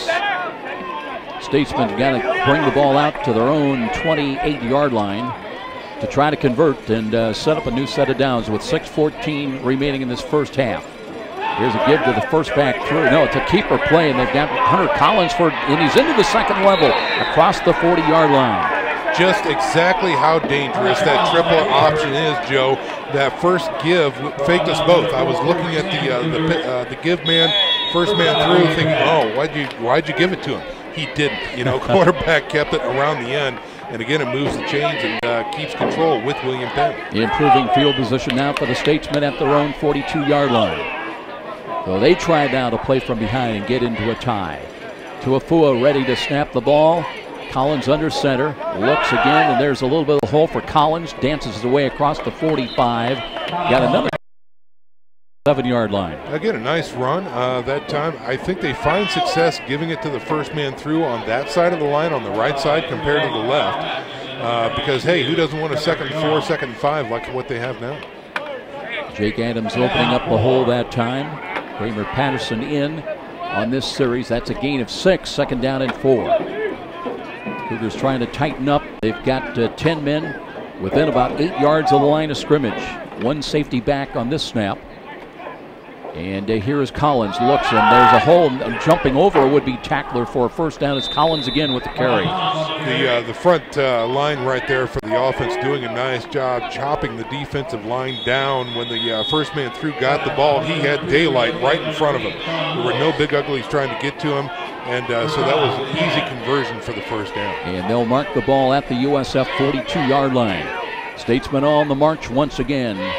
With approaching 4.5 minutes. Keeper play, Collins angles to the right. He's looking for a 1st down. Won't get the 1st down, but he carries to the Cougar 35. And Hunter Collins had done a nice job in replacing Tyler Hafner, who got picked up a bit of an injury. Yeah, Collins, the junior, showing tremendous poise out there and some speed around the edge, doing a fine job. And really, they haven't missed a beat. Again, the St. Francis Cougars have forced a couple punts. But here on this drive, very successful so far. That was a gain of 8 by the young quarterback. And they'll look, and second effort will give them a first down. Boy, the Cougars had him stopped initially. Jason Gardner, I believe, was there. But they couldn't ramp up, couldn't bring him down. And now it'll be a new set of downs once again for William Penn. I'm always impressed when a running back can get out of the grasp of Zach Bruce, and that's exactly what happened. Bruce came in from his defensive line or DN position to try and tie him up, and he couldn't. And he has enough for a first down. Desmond Douglas in, along with Jatavius Stewart, twins to the right side, the wideouts. But they've had success on the ground. There's Collins, or check it, and it's Thomas, Michael Thomas again, and he might have been a missed tackle away from picking up another first down. He'll bring it inside the USF 25 to the 24. A little slow getting up that time, and he's going to go ahead and trot off the field and take his helmet off. He is in pain, Joe. Look at that. He's going down to both knees. Yeah. Hate to see that. As it was, a pickup of 5, second down and 5. Nathan Tweet sets up on the right wing. And Collins under center. Motion from left to right. Here's Ressler. They wrap up on him. He'll get a couple of yards down to about the 23, maybe the 22-yard line. And a third down and 2 call coming up for William Penn. Looks like Thomas is back up, back on the line, talking to the coach right now, getting ready to come back in. And, you know, we really haven't talked too much about Ressler. Again, active early. And I think we might see him here. He's a great short yardage specialist as well. But St. Francis kept him quiet. Well, Thomas has had, though, very good success. And here's now they stop it. Yeah. USF stops it at the 20-yard line. They'll bring up fourth down and about a yard. Again, that was a give to Ressler, and he gets to the line of scrimmage, has nothing, and he gets popped. It's a yard at the most. And again, they've done the Cougars have done a nice job against Ressler today. Rojic does have a field goal, a 35-yarder last week, but they're going to go for it on fourth down and 1. Watch for the hard count here. Collins under center. And they'll run a play, and here's the pitch come, and they're going to have the first down. Nice footwork inside the 15 to the 14 by young Mr. Sam Tweet. Yeah, Tweet again, good job by the defensive back to come up and make the hit for St. Francis because he had some daylight in front of him. That was, in my opinion, a touchdown-saving tackle. Cougars bid on the dive play. They had that stopped, and maybe even if Collins keeps the ball himself, but a nice pitch on the option, and Tweet picks up the first down at the USF 14-yard line. They work from the left side hash mark. Motion again, Ressler. Now it's a keeper run, and that's Collins fights his way to the 10. Looks like Kiermaier that time on the tackle for the St. Francis Cougars, doing some good job. Backside pursuit, nice pursuit angle, and limiting the gain to a few. Cougars making some defensive changes now. They take out Carrington Thompson. And it'll be second down after a gain of 3, second and 7. Same set. And here comes the option run. No, they give it up the middle this time. The gain inside the 10 to about the 9. Thomas back in there, so recovered from that brief interlude with an injury. Clock is down to 1:11. Statesman taking their second timeout. They've got one left here late in this first half. And we'll keep things right here. In this 20-13 USF threatened lead at this point. A critical down right here, Joe. 3rd and 5 coming up from the 10-yard line of St. Francis, and the Statesmen really want to get this one right. Again, they're going forward on 4th, gave them a fresh set of downs. Clearly, obviously, 2-down territory here. But they would like to also be able to get this in before the first half ends here in 1 minute and 11 seconds to go. We mentioned that St. Francis never lost to William Penn. They've been 6-0 in their series. But the Statesmen have not been a frequent visitor to Fort Wayne. They've not played here since 2007. And on that day, Sean McBride, the score was not pretty. It was 71-7 USF. But going out to Oskaloosa, there have been much tighter, tougher games. We mentioned it was 31-13 Cougars last year, but that was a come-from-behind win. Well, a lot of these kids that are out there on the field might have been 12 years old back then, Joe. So Third down and 5 with the ball at the 10-yard line. They can pick up a first down. And here's Collins looking option. Spuns, and he's not going anywhere. That time they're coming through, and Brevard was there to lead the charge. Boy, oh boy, welcome to Cougar football. Big stick right there by Brevard, and the offense is coming off the field, and it looks like they're going to be forced to try a field goal here, Joe. Let's see if it's Rojek. He'll come on to attempt about a 26, 25-yard field goal attempt. Could he punch for him? I mean. And they're going to, well, I'll tell you what, he's tight to the line of scrimmage. This will be put down at the 14 to 24-yard field goal attempt. A little bit of angle from the right side hash mark. And now whistles blow. What do we have here? And timeout, I believe USF. Are they maybe suspecting a little bit of trickery? Or ice the kicker. One of the two. You know, again, Joe, 31 seconds remaining here in the first half. This field goal would give a little boost, obviously, to William Penn to know that they can put a drive together under this quarterback and put points on the board right before half. Got to be careful of the fake, and again, they can pick up a first down somewhere around the 4-yard line. So, and with 31 seconds remaining until the intermission. Remember, St. Francis won the toss. They took the football, so William Penn, if they can get points on the board here, they would get the ball to start then in the second half. I'm just surprised how tight to the line of scrimmage they were, and they're going to stay right there. Yeah, I saw that. By the way, Hafner is back in. He is the holder. Looks like he's got a heavily taped right leg, though. And Rojek, a left-footed kicker, now measuring again from the right side hash mark. A 24-yard field goal attempt. 1 for 1 last week against South Dakota with a 35-yarder. From 24 yards, field goal attempt is long enough on the way, curling, and it is no good. So, St. Francis will take over. With 26.6 seconds remaining, they'll have the ball at their own 20-yard line and in front here at home at 20 to 13. A little wide to the right there on the field goal attempt, and again, that's going to put the Daubers down for William Penn, as again, they put a nice drive together. Remember, Joe, they started that drive in the shadow of their own end zone. After the interception, drove it all the way down to this side of the field, couldn't punch it in, try the field goal, and nothing. Now, if you're Kevin Donnelly with the ball at your own 20-yard line, you just you got 2 timeouts remaining. But we see Pat Donnelly headed to the locker room, and you would expect they'll be rather conservative on the final 26.6 seconds on the clock. And it looks like they're just going to take the kneel down here and head to the dressing room if they can. And that will be the situation. By the way, it is Brad Jarzab in there now, as Wes Hunsaker went the distance until that last kneel down by USF. So they're going to take a 20 to 13 lead. They've played from behind. They never led until the 60-yard touchdown bomb pass play from Hunsaker to Seth Coate. Give them their first and only lead of the day so far here at halftime at 20 to 13. We'll take a timeout. We'll be back with our halftime presentation. 20 to 13 USF on top, and this is Cougar football on Redeemer Radio 106.3 FM.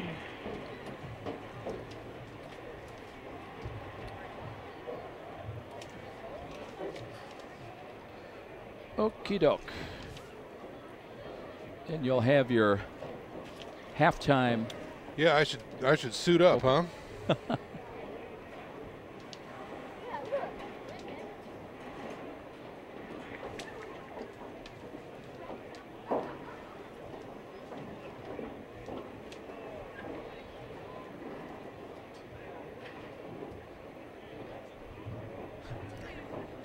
Sorry.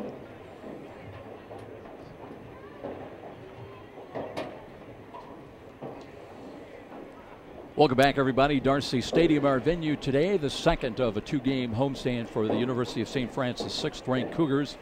And a tough start as Sean McBride, they won the toss, won the football, and twice they had good drives in the making. Got down in the red zone twice, but turned it over on downs. And William Penn, the ability to run the football, they had the leads, never more than a 6 to 7 point lead, but a lead nonetheless. until the final minutes of the first half, when the Cougars were able to get back on top and then hold them off down the end here in this late in the second quarter. Yeah, this harkens back again to last week, Joe. I know, completely different opponent, but remember the first 2 drives last week when the Cougars were knocking the rust off the game. They drove down and they stalled. Again, red zone penalties today. They get inside the 30 and they can't make it work. But finally they were able to put something together. And Akeem Kelsaw showing up very big so far here in the first half with 2 touchdown catches. And so St. Francis on top right now, 20-13, doing a fine job. But really, as well as the defense, or as well as the offense is doing, hats off to the defense to really shut down this high-powered William Penn offense. It's sort of been a yield, don't break type of defense. You know, at times they've had some good runs. Michael Thomas was very effective, I thought, at times for William Penn and a wrestler. But, give them credit, too. They lost to Tyler Hafner, and it'll be interesting to see if he can continue to run at quarterback. He did come in late as the holder, but young Mr. Hunter Collins came in and did a credible job after settling down. And this is what you want out of your backup quarterback, right? You want him to come in, step in, and be effective. He doesn't have to be a superstar, but he does have to manage the game. And again, you're asking a lot in the triple option offense here. And he has done a good job managing the game, but also showing his athletic ability as the field general, taking that ball, showing his guts and determination, keeping the ball on the end around as well, and taking some hits. So, again, hats off to Hunter Collins. The old saying used to be, regarding a quarterback where you've got some issues, some questions about it, you don't need to win the game for us, just make sure you don't lose the game for us. Yep, that's exactly right. And, of course, the big storyline, Joe, obviously coming out of this first half is the special teams play by William Penn. I mean, or lack of. All right, well, okay, yes. That's exactly right. The punting game is atrocious. They did miss a PAT as well. Now, St. Francis did too, give you that one. But, man, at least the Cougars can punt the ball away. Really, it has been really haphazard, nearly comical from the punting aspect for William Penn. Well, let's take a look at the line score of the ball game. It was a 13-6 lead for the Statesmen in the first quarter. And St. Francis shut them out in the second quarter. They outscored the Statesmen 14-0 in that second quarter to lead it by 7 here at halftime at 20-13, their first and only lead of the game so far. As we mentioned, things started out looking really well for the University of St. Francis. They won the toss and took the football and marched all the way down. But on 4th and long, the 4th down stop was made by William Penn. They took over in the red zone. And they would proceed to run and execute that triple option offense. And that would lead to a 3-yard Evan Ressler touchdown run at the 12:21 mark. The extra point attempt was blocked by St. Francis. It was 6-0 in favor of William Penn. Then on a 3rd and goal situation, it would be Hunsaker with his first of 3 touchdown passes in the first half today, hitting a 10-yard touchdown pass to Akeem Kelsaw. Running into the left, or just reaching out towards the left pylon, getting it to cross the plane of the goal. 8:27 on the clock, and we were in a 6-6 tie as the extra point attempt was no good by Ryan Nix. Michael Thomas would break the tie on an 8-yard touchdown run at the 3:24 mark. Rojic with the extra point, and the Statesmen had the 13-6 lead on the road here as the first quarter would end. Hunsaker, though, would have 2 touchdowns coming up. The first to a Kelsaw again as he broke tackles and took it 21 yards into the end zone at the 13:04 mark. Ryan Nix with the extra point. We are tied at 13 all. And just about 3.5 minutes later, nice hitch and go pass play, Hunsaker. And right from the Cougar 40-yard line, that was their first play after they took over the ball on a short punt. 60 yards on the pass play combination to Seth Coate. And the extra point by Nix made it 20-13. Cougars were actually driving again. But Hunsaker trying to find Cam Smith down the right sidelines. The ball was a little bit high and deep, and that was intercepted by Conley. They took over throwing the 3-yard line and had a chance to get points on the board, but a missed field goal attempt from 24 yards out just before halftime, and that's where we are at the half right now in a 20-13 University of St. Francis lead. So we're coming back. Hopefully we'll have a look at some other numbers, some stats of the first half, and we'll take a look at much more, some of the games going on elsewhere in our upcoming schedule as well. 20-13, St. Francis in the halftime lead over William Penn University. This is Cougar Football on Redeemer Radio 106.3 FM.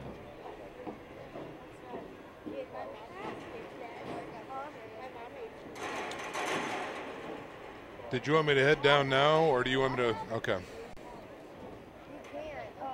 Okay, this is the Three Rivers. We'll come back. Sean will take a look at some numbers. Yep. Then we'll go to the PHP 60. We'll have a live read. Dr. Todd Briscoe. Well, when the helmet's pressed. You feel it. No, they won't come out till about 4 or 5 till. One of these pictures.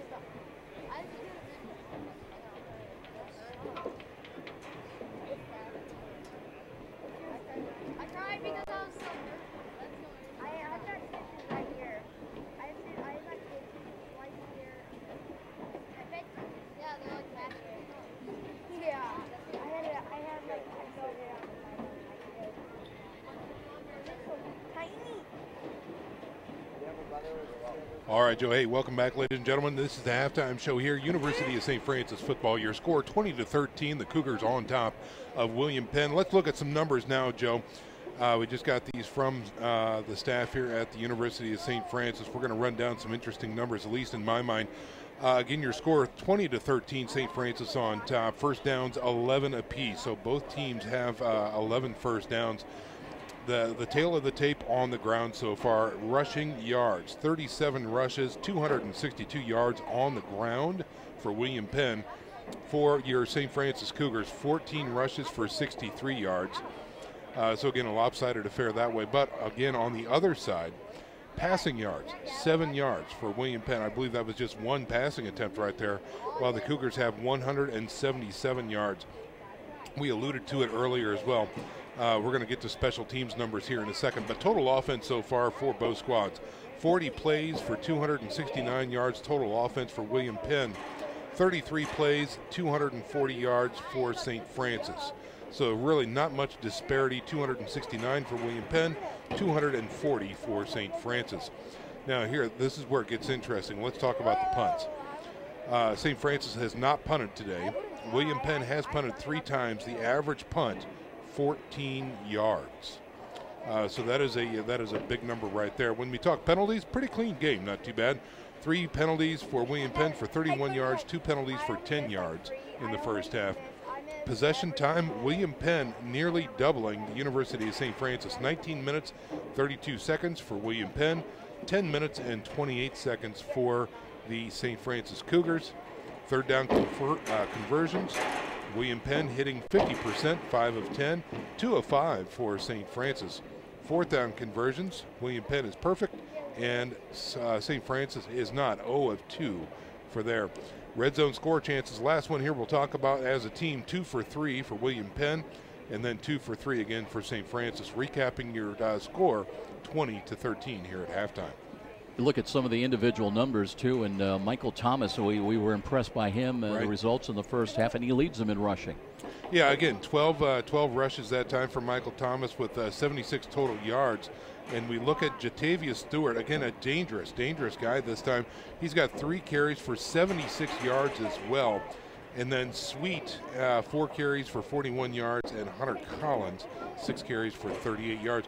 Again, with that triple option, Joe, you'll see a lot of guys carrying the rock for this team because that's what the triple option does for you, and that's why it's so dangerous. The quarterback has to be very smart, very talented. You're asking a lot of a young man to run a triple option. So the idea is you have a dive back, you've got yourself as the quarterback who also is a threat, and then you've got a pitch man. Now, at the point of attack, that is where that quarterback has to make reads to see, do I give it to the first man through, do I keep it myself, or do I finally enable the pitch and try to get some yards around the right side? That's why a lot of people have access to the ball during the triple option. It's interesting because we mentioned a week ago they used 12 different ball carriers in their loss in South Dakota. And it's almost like Todd Hafner's got interchangeable parts. He just introduces, doesn't matter what the number is, they know their role assignments and how to execute that triple option, and doesn't matter who's back there. Well, that's exactly right. It's almost like if you would equate it to a team on the NASCAR circuit. It's time for a fresh set of tires. Okay, you go in. Time for another set, you go in. And we're going to keep that pedal down and hammer it to the floor and run at 1,000 miles per hour as often as we possibly can. Now, when we switch sides and go to the University University of St. Francis. Look at some individual numbers. Obviously on top, Antoine Campbell carried the rock for 9 times, 33 yards. Aaron Harris doing a fine job, averaging over 10 yards per carry, 3 carries at 31 yards. Hunsucker had a carry for 2 yards. And so again, those are your ball carriers for the University of St. Francis. Wesley Hunsucker passing numbers right here, going 10 for 19 with 1 interception for 177 yards, 3 TDs, again 2 to Akeem Kelsaw and 1 to Seth Coate. And let's look at those receivers right now. Kelsaw 3 catches, 42 yards. Seth Stewart 2 for 35. Cam Smith a little low first half here, 2 for 24 yards. I think he's being keyed and doubled that time. And then, of course, Seth Coate 1 catch for 60 yards and that touchdown right there. So those are your individual numbers for the University of St. Francis. You know, we talk about the run game for St. Francis, and they had initial success with Campbell running up the middle. Remember, they had 3 plays, 3 first downs. And then I thought William Penn did a nice adjustment, taking away the inside run. The success that St. Francis would have afterwards on the run game would be basically getting the ball to the corner, to the edge, and with sweeps or angled runs, getting it outside. But William Penn really took away the inside, I thought. Yeah, they surely did, and they do that really by bringing the strong safety in for more run coverage through the middle and tightening up, going to more of a 3-4 look rather than that 3-3 spread. So again, recognizing that on offense and getting that ball to the outside and to the corner takes away. And the extra point by Nix made it 20-13. Cougars were actually driving again, but Hunsucker trying to find Cam Smith down the right.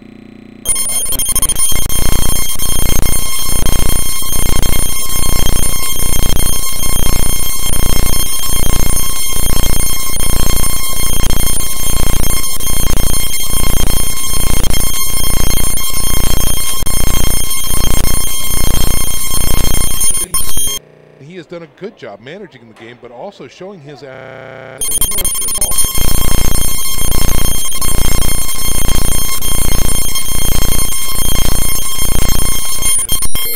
they drove down and they stalled. They drove down and they stalled. Again, red zone penalties today. They get inside the 30. More spots, 3:30s to get in before start of the second half. Looks like we're in good shape.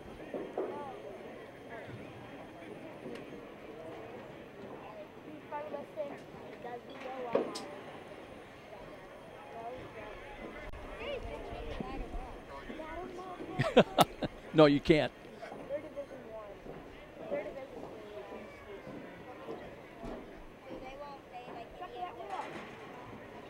Welcome back, everybody, to Darcy Stadium, along with Sean McBride from the Redeemer Radio Sports Crew. I'm Joe Parson. 20-13 St. Francis. It has been a dogfight somewhat. Cougars expected a tough assignment here today, and so far they have had that and much more. Checking in some of the other numbers as we look at it. As far as the punting game, St. Francis has not punted so far in the first half. Sam Tweet, I should say, with 2 punts, averages 15, and Kevin Schrager came in, tried his luck. He had 1 punt for 12 yards. That's been a real pivotal difference in this 20-13 score here at halftime. As far as kick returns, Cody Appenziller's had a couple of returns, had a long of 26, and he averaged just over 22.5 yards a return on 2 kick returns. Jason Nicodemus had 1 for 11. Keegan Murphy had 1 kick return for 10 yards. Jatavius Stewart had 1 for 10. Interesting about Stewart, we mentioned he had 3 carries in the first half for 73 net yards, but about 60 of those came on an early sweep when he took the ball down inside the 10-yard line and set up their first 3-yard touchdown run by Evan Ressler.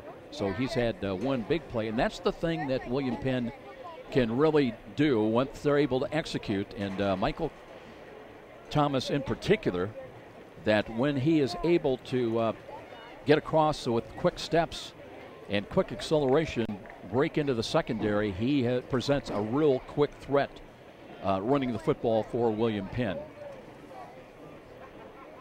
Waiting for Coach Kevin Dowley to come out with the team. We're about 4.5 minutes away from the start of the second half. We'll be going down and checking in with Sean McBride and the head coach momentarily. Let's take a look at some of the other matchups today elsewhere in the Mid-States Football Association.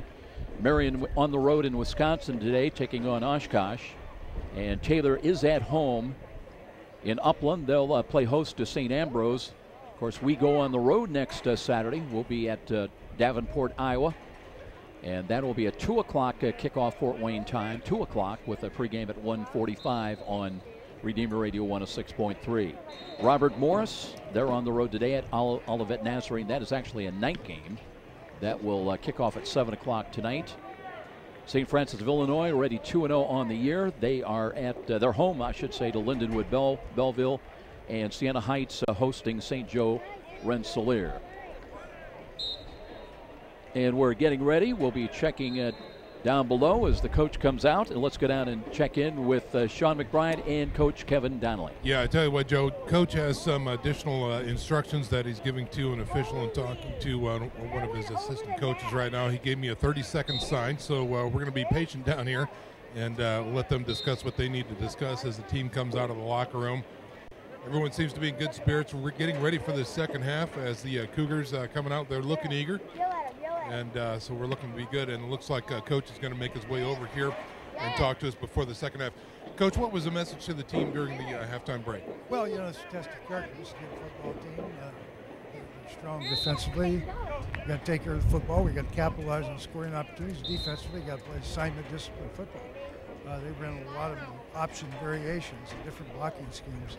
So everybody's got to play downhill hard and tackle dive, quarterback pitch, and tackle well. There you go. Thanks very much, Coach.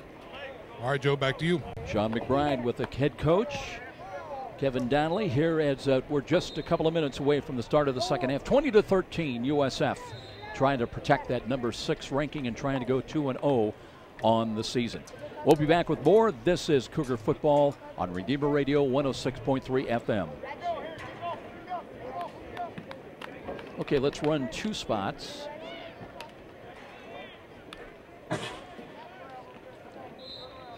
Fort Financial and Matt Hatfield.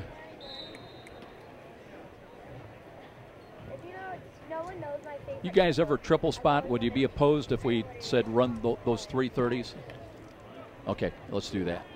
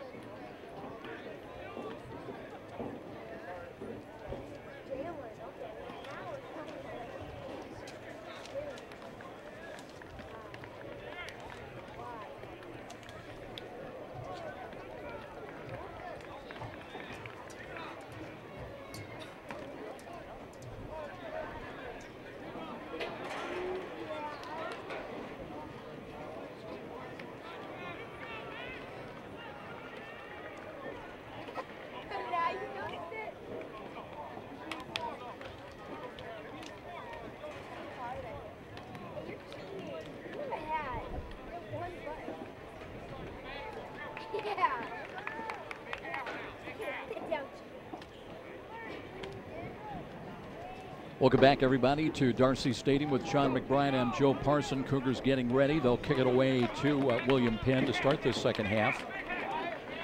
Well, we told you about USF going on the road next Saturday afternoon. Their next home game will be 2 weeks from today.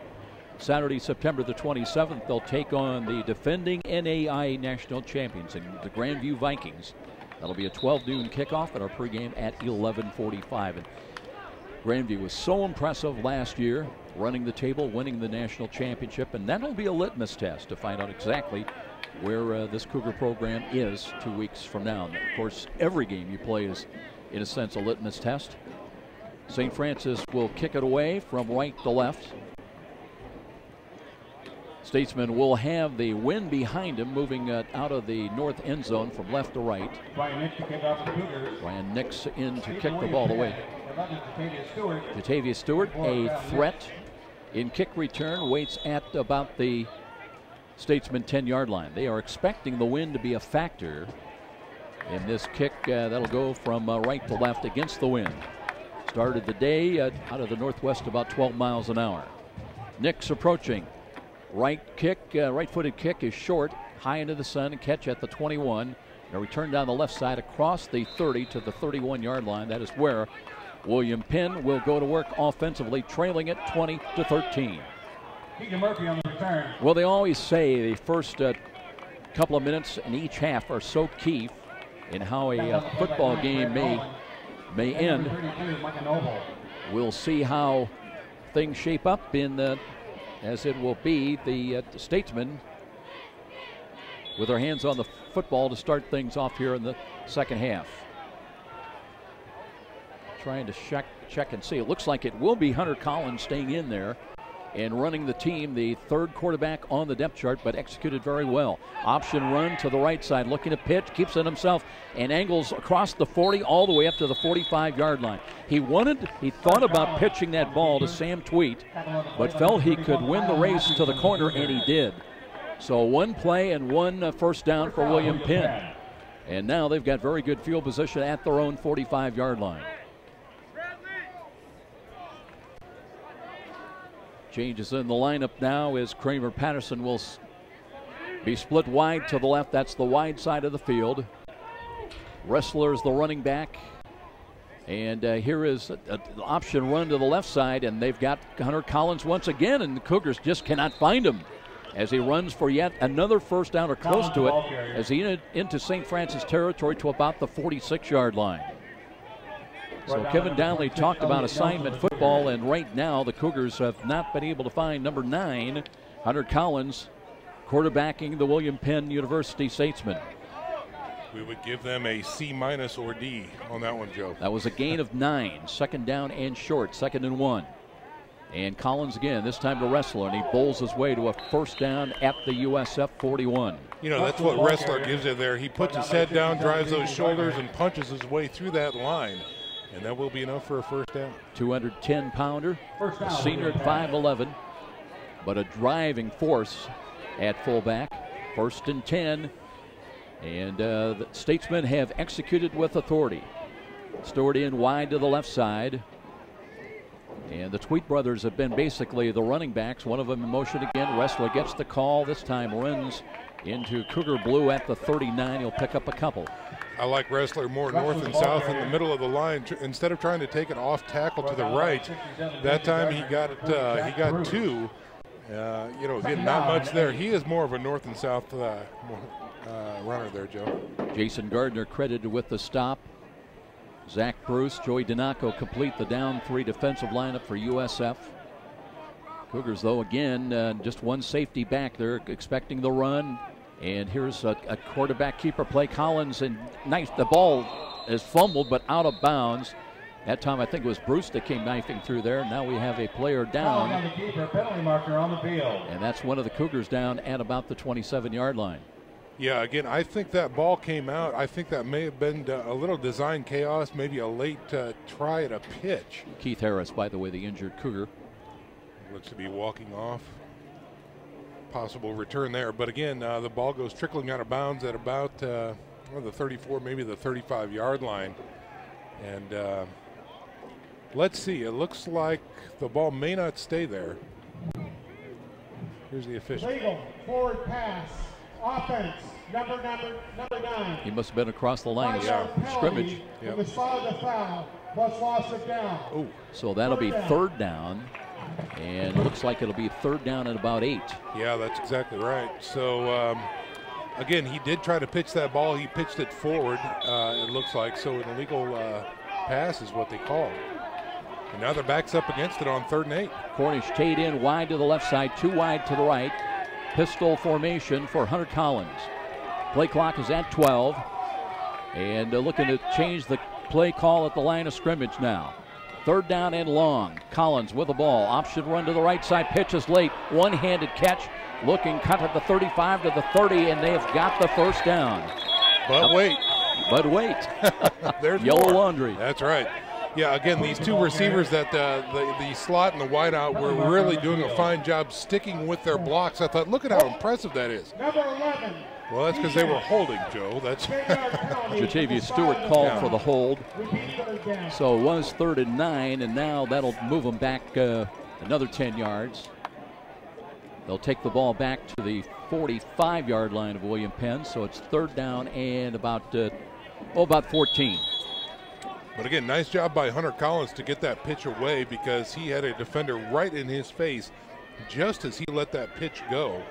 And I'll tell you what, Sean, that was a nice job by Tweed. He kind of caught it on the backside, one-handed almost. Yes, that's exactly right. 3rd and long. Here we go now. Offset eye to the right side. As Collins, short drop, wants to throw, looks over the middle, has got an incomplete ball. That was wide of the intended receiver, looking for Cornish Tate. So it'll be 4th down, and let's see, will they go for it, or are they going to punt and try to play field position? It looks like the punt team's coming on. And again, their effort so far has been dismal at best on the punt squad. And it looks like, again, number 5 to come out and kick this one away. Is that Schrager? Schrager in, yeah, kick the ball. And he had tough luck also. 1 punt for 12 yards in the first half. You know, if you're doing that, you almost maybe would think about a fake. Oh, yeah, or just go for it. They have 2 protectors in. High snap, but they got it. And the kick is away straight down the field, and that's the best punt of the day. Yeah. That one will hit at the 10-yard line and will be fielded inside the 5. And that's where St. Francis will go on offense. Why didn't they? Well, whatever.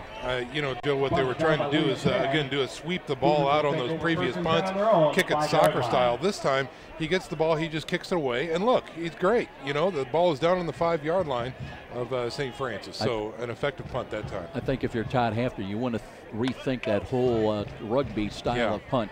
Yeah, that's exactly right. Now, the Cougars, they've got the lead 20-13. They'll take over the football. That's the good news, but the bad news, they've got it at their own 5, so they're 95 yards away. And we're going to take a look at Brad Jarzab. He was in for 1 play, that late kneel down right before halftime. So now they'll work with the inverted wishbone, if you will, the diamond formation. They'll look to run the ball, and not much there. Oh, my. Tackle for loss that time. Campbell tries to hit the hole on the right side. Turns out there wasn't a hole, but a wall. And that's going to drop him for a loss of 2. That'll take the ball back. Well, it'll be 2nd down and 12 with the ball back inside the 4. So not a good start at all. Now they're going to bring 10 men up within about 5 yards of the line of scrimmage. Jarzab out of the pistol, looking, runs the ball again. Campbell tries the right side, and he'll get maybe back to the original line of scrimmage to the 5, and that is about it. Yeah, I don't know if, well, it's I'm not a coach, but I don't like testing the interior of the line. They haven't found any success at the interior of the line against a statement all afternoon, so I don't like going between the tackles right here, especially in the shadow of your own end zone. So now they've got to get out to the 15-yard line on this 3rd down and 10 call. Jarzab's numbers a week ago through the air, 3 of 6 for 21 yards. He also ran the ball for 42 yards. Now they come with a 1-back look. Oh, no, it's Hunsucker back in there now on 3rd down and long. And Nicodemus in the backfield with him. So here we go as Hunsucker out of the end zone, wants to throw, loads, throws to the right side. There's a catch. Did they have enough for the 1st down? Cam Smith tried to come back and help his quarterback, but he'll be out to about the 14-yard line, and the Cougars, well, they get some yardage, but they'll have to kick the ball away. That they will. So again, the defense hold for William Penn.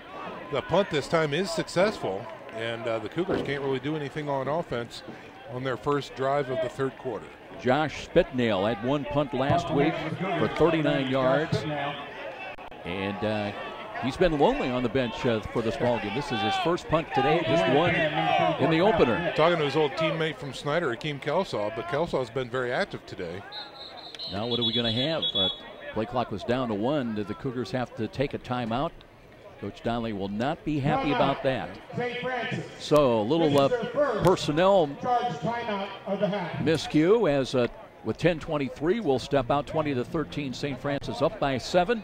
This is Cougar Football on Redeemer Radio 106.3 FM.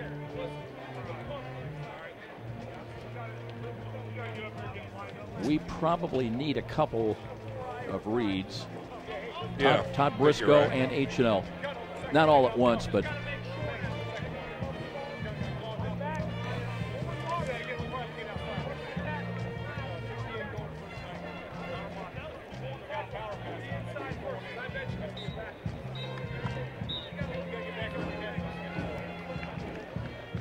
Folks, if you can hear this game, it's thanks to our communication sponsor, Dr. Todd and Mary Briscoe and Briscoe Family Dentistry.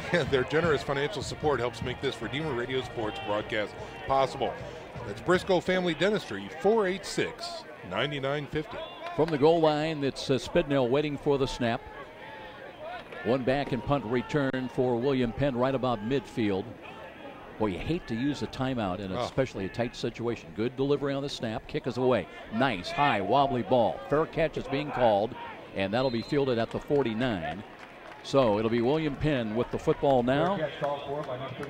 Kyle Nitz on the fair catch call. So very good field position for William Penn. Just short of midfield, a yard. And we talk about it, Joe, all the time, but there's the illustration of how very important special team play is. You know, having to call a timeout because your punt team isn't set, oh man, that just kills a coach, you know, especially when you're in the shadow of your own end zone and you're trying to get rid of the ball, let alone receive it.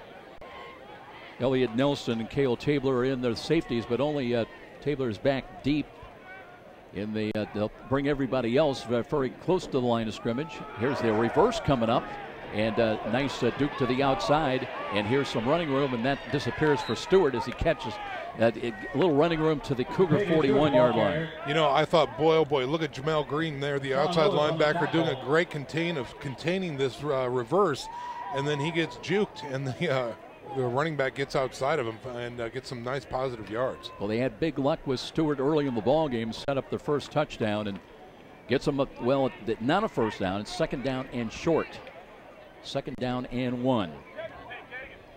And here is Hunter Collins under center once again. Looks to Wrestler, and he feels his way up the middle and gets to the 38, and he's got the first down. There's that power running game from Wrestler that we've become accustomed to seeing here in this contest. And run successfully at that time inside right, and they'll move the chains. I said Wrestler, but actually it's Michael Thomas. There's that power running game we see from Thomas today that is successful. Like I said, interchangeable parts, right? That's exactly right. Also working with Kramer Patterson. Really have not been able to find him much for any kind of pass receiving. But a first down, 1st and 10 with 9:35 remaining in this third quarter. There's been no score so far. Here's the option run and keeper play. Collins again, running room off to the left, and he's close to a first down. Spin, stays on his feet, and the Cougars cannot bring that little guy down. No, and you know, unfortunately, that time it was textbook, the defensive end on that side getting sucked in to the inside give man, and he got sucked in, and the quarterback went right around him on the outside for a very successful play for the Statesman that time. You know, I said a little guy, Sean, but he is 6'1", 207. Not so little. Not so little. Another first down. Here come the Statesmen. They've got it at the 25 of USF, trailing it by 7. This time they run the dive up the middle. Michael Thomas, the ball carrier. Thomas this time is stacked up. He'll have a gain down to about the 21. Yeah, just enough to get outside the red zone. Still a great first down run, getting 4 yards that time. Again, it opens up the playbook on 2nd and 6 and gives the Statesman a lot of options on this play. You got to credit the guards and tackles for William Penn. They've gotten just enough of a seam to open up some holes, especially at off tackle either way, for Hunter Collins in particular to work with. Yeah, you're exactly right. Collins again under center. Looks, play action fake. Wants to throw. Looks in the flats and has got a catch at the 15. And not well, a gain down to the 11-yard line. Well, it's not. That's kind of an ugly looking pass, but it's effective. It got into the receiver's hands. That was into the hands of Aaron Osborne, 5'11" senior. You know, you look at Collins here, and he is designed for this offense because his mechanics, Joe, throwing the ball, you said it. It's not. Looks like you and me throwing the ball. That's exactly right. Couldn't have said it better myself. But he got it there, and that's all that counts with 7:55 remaining. And now they've got 1st and 10 from the 11-yard line. Option run, pitch comes left side, and a little stop and go move. They turn the corner at the 10 to the 5 and a touchdown. Boy, I tell you what, that penalty flag now thrown late on the near sideline. Let's see how this is going to. The ball carrier. It's in the end zone, but there's a penalty marker on the field. Well, let's see. Officials conferring. Right now it would be an 11-yard touchdown run. Get it within 1. Well, again, a great job showing speed out there by William Penn. Here comes the call. Offense. Is that coming back? 15 yards from the spot of the foul. Repeat first down. I'll tell you what, the line judge here on the near sidelines, he threw that flag about 30 yards. Yeah. Very emphatically, but it's going to be a foul. Avery Stewart looks like here, the right tackle, Joe, number 56. He's a 5'11", 265 redshirt freshman. So it's still first down, but it'll be with the ball back at the 22-yard line.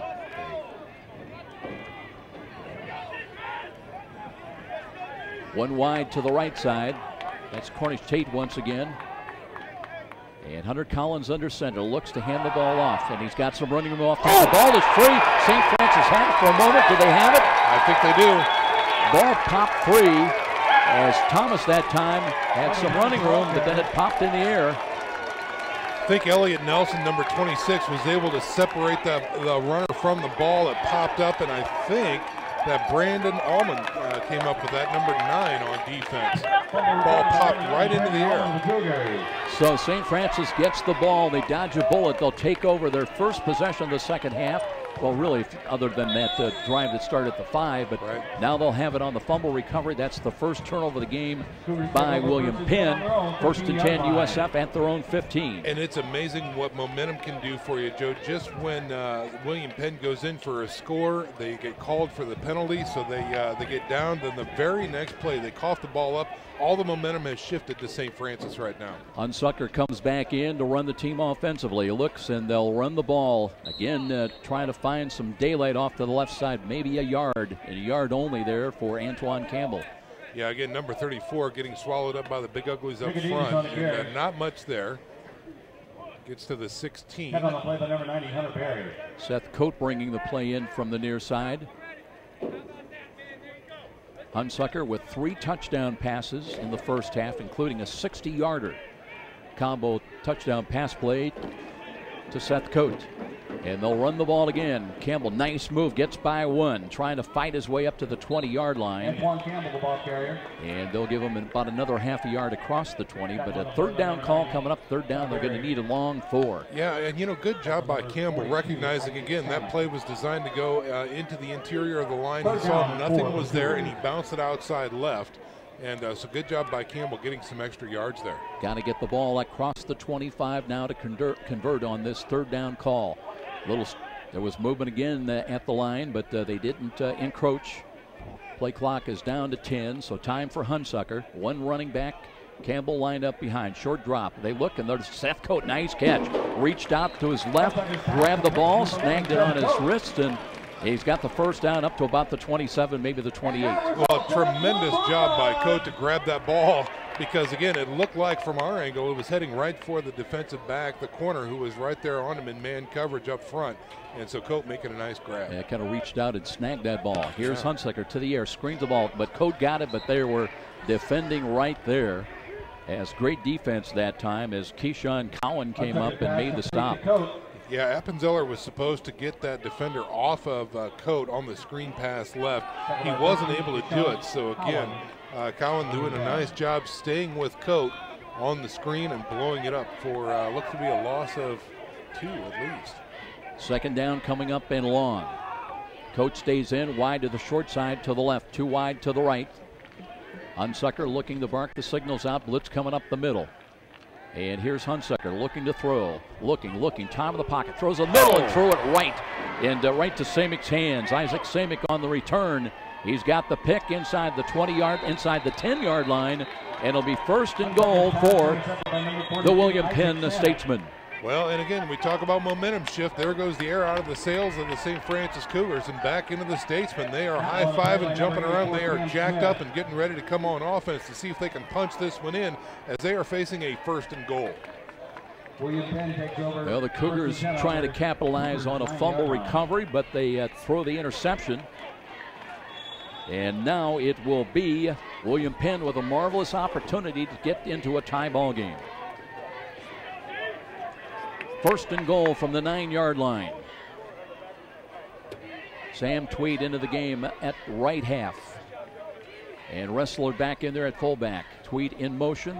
Here's option run. No, they gave it off to Wrestled up the middle, and he's close to the 5-yard line. They'll mark him down right at the 5. Gave it to the dive back this time. Quarterback must have saw some room, and again, it pays off as it's a nice 4-yard gain, setting them up at the 5 for a 2nd and goal. Keith Harris, by the way, back in there. Went out a little bit earlier with an injury, but able to shake that off. It'll be 2nd and goal from the 5-yard line. Wrestler now sets up on the right wing. A little bit of a different look. See if that's Collins back there in the fullback. Wrestler in motion. He'll take the ball, trying to come back up the middle and fights his way to the goal line and into the. No, he's down just short of the goal line. I thought he was in. Boy, that's about as short as you can get in my book, but I thought for sure he crossed the plane. He obviously did not. That's going to bring up a 3rd and goal from the 1 there. Nice job. I thought that was going to flow to the left, but they came back to the right. A little misdirection, and it pays off. 3rd and goal. Thomas now at left half. Collins under center, looking option run. Keeps it himself, and they've got him stacked up for a loss back outside the 2. You got to wonder if there was some type of brokenness to that play because the quarterback looked almost frozen in his tracks as he was trying to give the ball away. There really wasn't a back to give it to, and it's like he didn't know what to do, and then all of a sudden he got hammered. Now 4th and goal from the 2-yard line. So St. Francis trying to make a goal line stand here with 3:43 remaining in this 3rd quarter. There's been no scoring in the 2nd half. 20-13 at halftime. That's where we stand now. Here we come up to the line of scrimmage. Nathan Tweet up on the left half. Wrestler is the fullback. Lined up just 2 yards behind Hunter Collins. Collins pitches the ball left side. Here's a run to the left corner. Did they get in? I don't know. We'll wait and see. No indication by the official yet. They'll unpile, and it's a touchdown. Wow. So Tweet on the carry that time. He got separated from the ball as he was going down. He got a shot given to him, but he must have come up with it in the scrum in the end zone, and that will count for 6 for the William Penn Statesman. On the pitch, left side, Tweet, a 2-yard touchdown run. And now the all-important extra point attempt coming up. Remember, Rojic had his first PAT blocked to start the ball game. 20-19. Rojic, a left-footed kicker. Last week was 1 of 2. He had a kick blocked last week. And has had one here today, waiting for the snap.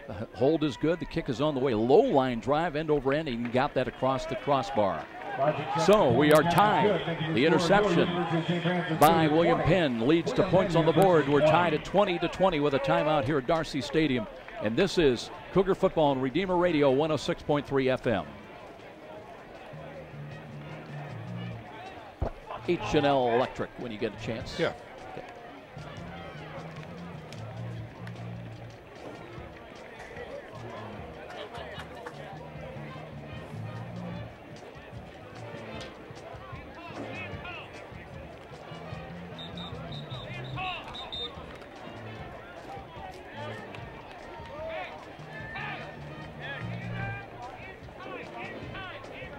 Football fans, the official travel sponsor for Redeemer Radio Sports is H&L Electric Incorporated. For all your commercial electrical needs, large, small, and in between, call Pete or Dan at 260-357-0123. That's H&L Electric, 357-0123. New ball game here at Darcy Stadium, 20 all. With Sean McBride, I'm Joe Parson. Aaron Harris and Appenzeller back deep, short end over end kick. Appenzeller calls up, and ball, there's miscommunication. That's picked up by at a run, and not much there till about the 12-yard line. So that one did not. Nicodemus, I think yeah, that was, I think Joe. so. Yeah, 34. He took it away basically from Appenzeller, and they had no forward progress on that return. It'll be tough yardage situation now for USF. They'll start from their own 14-yard line. Well, I'm sure the discussion at halftime was let's try to establish the inside run game, manage the clock, get some first downs, but it has not worked out exactly as they had hoped. No, you're absolutely right, Joe. And again, they might have to go back to what worked for them there in the second quarter. They had a huge second quarter, obviously, and that's getting your playmakers alone in space and airing that ball out. Hunsaker maybe checking off of the line of scrimmage now. He's got Campbell lined up behind him. The one-back set blitz is coming. Here's the quick out pattern. Nice catch by Seth Stewart. Angles out of bounds on the near side near the Cougar sideline across the 20 up to about the 23-yard line. That'll be a gain of about 7 or 8. And a nice job by Cope, man-on-man blocking assignment out there, allowing Stewart to get a few extra yards on the screen play to the left side. Well, he's going to get 9 yards on that play. So very nice. 2nd down and short. Same set, 2 wide either side of the field. Cougars work from the left side hash mark. Hunsucker pitches the ball. Campbell looking for a block. Cuts it up and reaches close to the 30-yard line. Took a big hit. Coming across and making that tackle, Keegan Murphy. Yeah, again, nice power football that time. Flowing to the left side, getting a first down for St. Francis. And again, nice job on this man-on-man blocking out here to, again, give some extra yards to the running back when they get there. It's so important, that assignment of keeping on your block on the outside. Clock moving inside, 2.5 minutes time remaining late in this 3rd quarter. We're tied at 20 all. Hunsucker pump fake, looks left, now wants to run, not going anywhere. Gets to the 32, maybe gets a positive gain of about 1.5 yards. So we'd call that a coverage sack, but he did get some positive yards. He had to tuck it and run. The pocket was there for quite a while, but his receivers were completely covered up. He felt the pressure and had to tuck it and go. Again, falls forward and still gets some positive yards out of the play. I thought West did a nice job initially. He looked to his right, looked off. He was a design play trying to come back to the left, but it just was not there. Yeah. Now William Penn, they dropped 2 cover safeties back and cover 2 about 15 yards off the play. Hunsucker looking, pulls it down and steps up, and he's going nowhere. Sacked again, back around the 28-yard line. Yeah, it looks like, I think that's what, a number 90 there, Joe? Yeah, looks like number 90 for William Penn. Hunter Berry. Yeah, doing a nice job that time, getting some great pressure. And Hunter Berry, 6 foot, 280-pound sophomore. So he does take up some room. Cougars on 3rd downs in the first half are 2 of 5. Now they've got to reach their own 41 on 3rd and 13. Again, blitz coming defensively. Samick from the right side. Hunsucker backing away with 10 on the play clock. Checks his play wrist. Looking for what he wants to check to. 3 wide to the right. Looking, rolls to the right side. Buys a little time. Sets the feet. Throws the ball. And he's got a catch at the 43-yard line. Yeah, beautiful job by Appenzeller that time. Doing a nice stick route and going beyond the sticks a little bit. And he found his spot, planted, turned, and there was the ball. Nice throw on the rollout to the right by Hunsucker. Right on the money. You know, and a good job. West set the feet through, had all the momentum going forward and right in the belly of Cody Appenzeller. Nose of the football right at the Cougar 45-yard line. Final 30 seconds of the quarter in this 20-20 tie. Play action fake again. There's the screen, and they've got Kelsaw. Kelsaw running room.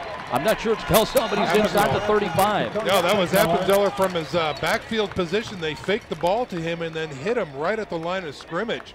So he got lost right there and doing a great job getting across the field. Clock should not be running. They're moving the chains. That's right. But 12 seconds. I don't know if they'll get another play off. Yeah, you're right, Sean. It was 21, not 81.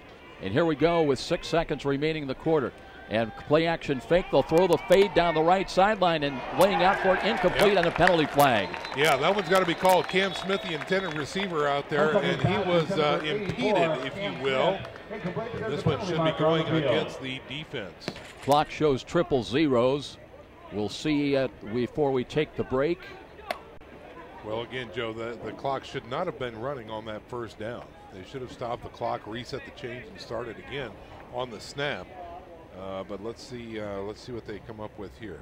Referee today, Scott Bova. Defense, number 23, 15 yards from the previous spot. First down. Caesar Harris called for the pass interference. So I believe they're going to run an untimed down, or are we going to go to the 4th quarter? Ball's going to come to the 19-yard line. Stay on the mic. We'll have one untimed down to complete the quarter. You called it, Joe. Very good. Even a blind squirrel, right? You pick up a few things after 17 years, huh? One or two. Yeah. Of course, you lose some things, too. I understand that. Here we go. Kelsaw is in. He's up on the wing to the right side. 1st and 10 from the 19. Cougars one untimed down late in the third quarter. Kelsaw in motion. Right to left. Now comes back. Play action fake. They've got him in and running to the 15, to the 10, to the 5. It'll be 1st and goal inside the 5 at the 4-yard line when we come back to start the fourth quarter. 20-20 tie. Cougars knocking on the door, trying to break the tie when we come back. This is Cougar Football on Redeemer Radio 106.3 FM. That results in a Glenbrook point for G. That was exactly the same play that they ran with what's his name, Appenzeller. 20, William Penn University 20. Run it till you stop me.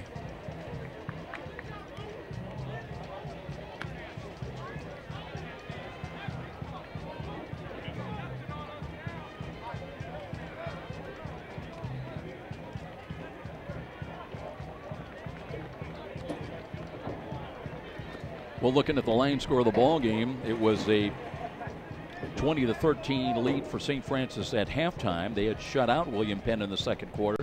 But now the Statesmen come back and return the favor as they score the game's only touchdown and extra point in the third quarter. 15 new minutes on the clock here, Joe. And again, on that last play to set up this 1st and goal, Keem Kelsaw ran the exact same play that Cody Appenzeller did the previous play before there. Again, the fake out of the backfield, float out there to the flats on the right side. Quarterback wheels back around, hits you in the flats, and sets you up for a nice gain. And they just ignored that wingback. They do. It's incredible. Yeah. So it's there. It's if you can execute and just get the ball there quickly enough. 1st and goal from the 5. St. Francis trying to take the lead. Kelsaw stays in. 66 is now wearing number 87 for St. Francis. Cougars cuddling up here for a moment to start this fourth quarter. See, Campbell's in the backfield now. And they've got Keegan Bruner in. He's tight to the left in the goal line set. Seth Stewart split wide to the left. Hunsucker motioning out to him now with Campbell, the running back, lined up behind Hunsucker. They'll give the ball to Campbell. Nice quick move up the middle and into the end zone, very close to a touchdown. One play, 5 yards on the touchdown run by Antoine Campbell and attacked that line of scrimmage with authority. Love it. Beautiful job by Campbell, looking for the seam, finding it, turning his shoulder pads, getting skinny, and punching through that wall. The other factor, Sean, that I like now, the Cougars will have the wind behind them for the remainder of this fourth quarter. Yeah, that's a great point, Joe. You're absolutely right. As we look at Old Gloria on the south side of the field there, still kicking up. I'm thinking that we could check the stats here, but again, when I was down on the field earlier today, the wind was clicking at about 11 to 12 miles per hour. Nick's trying to add the extra point on the way, and it's good with a timeout.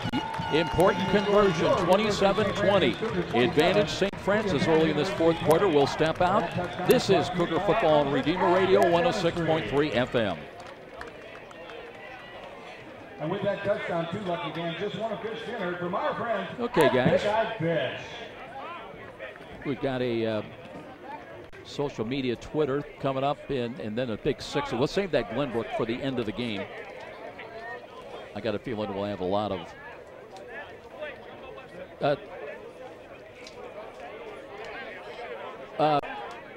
no problem.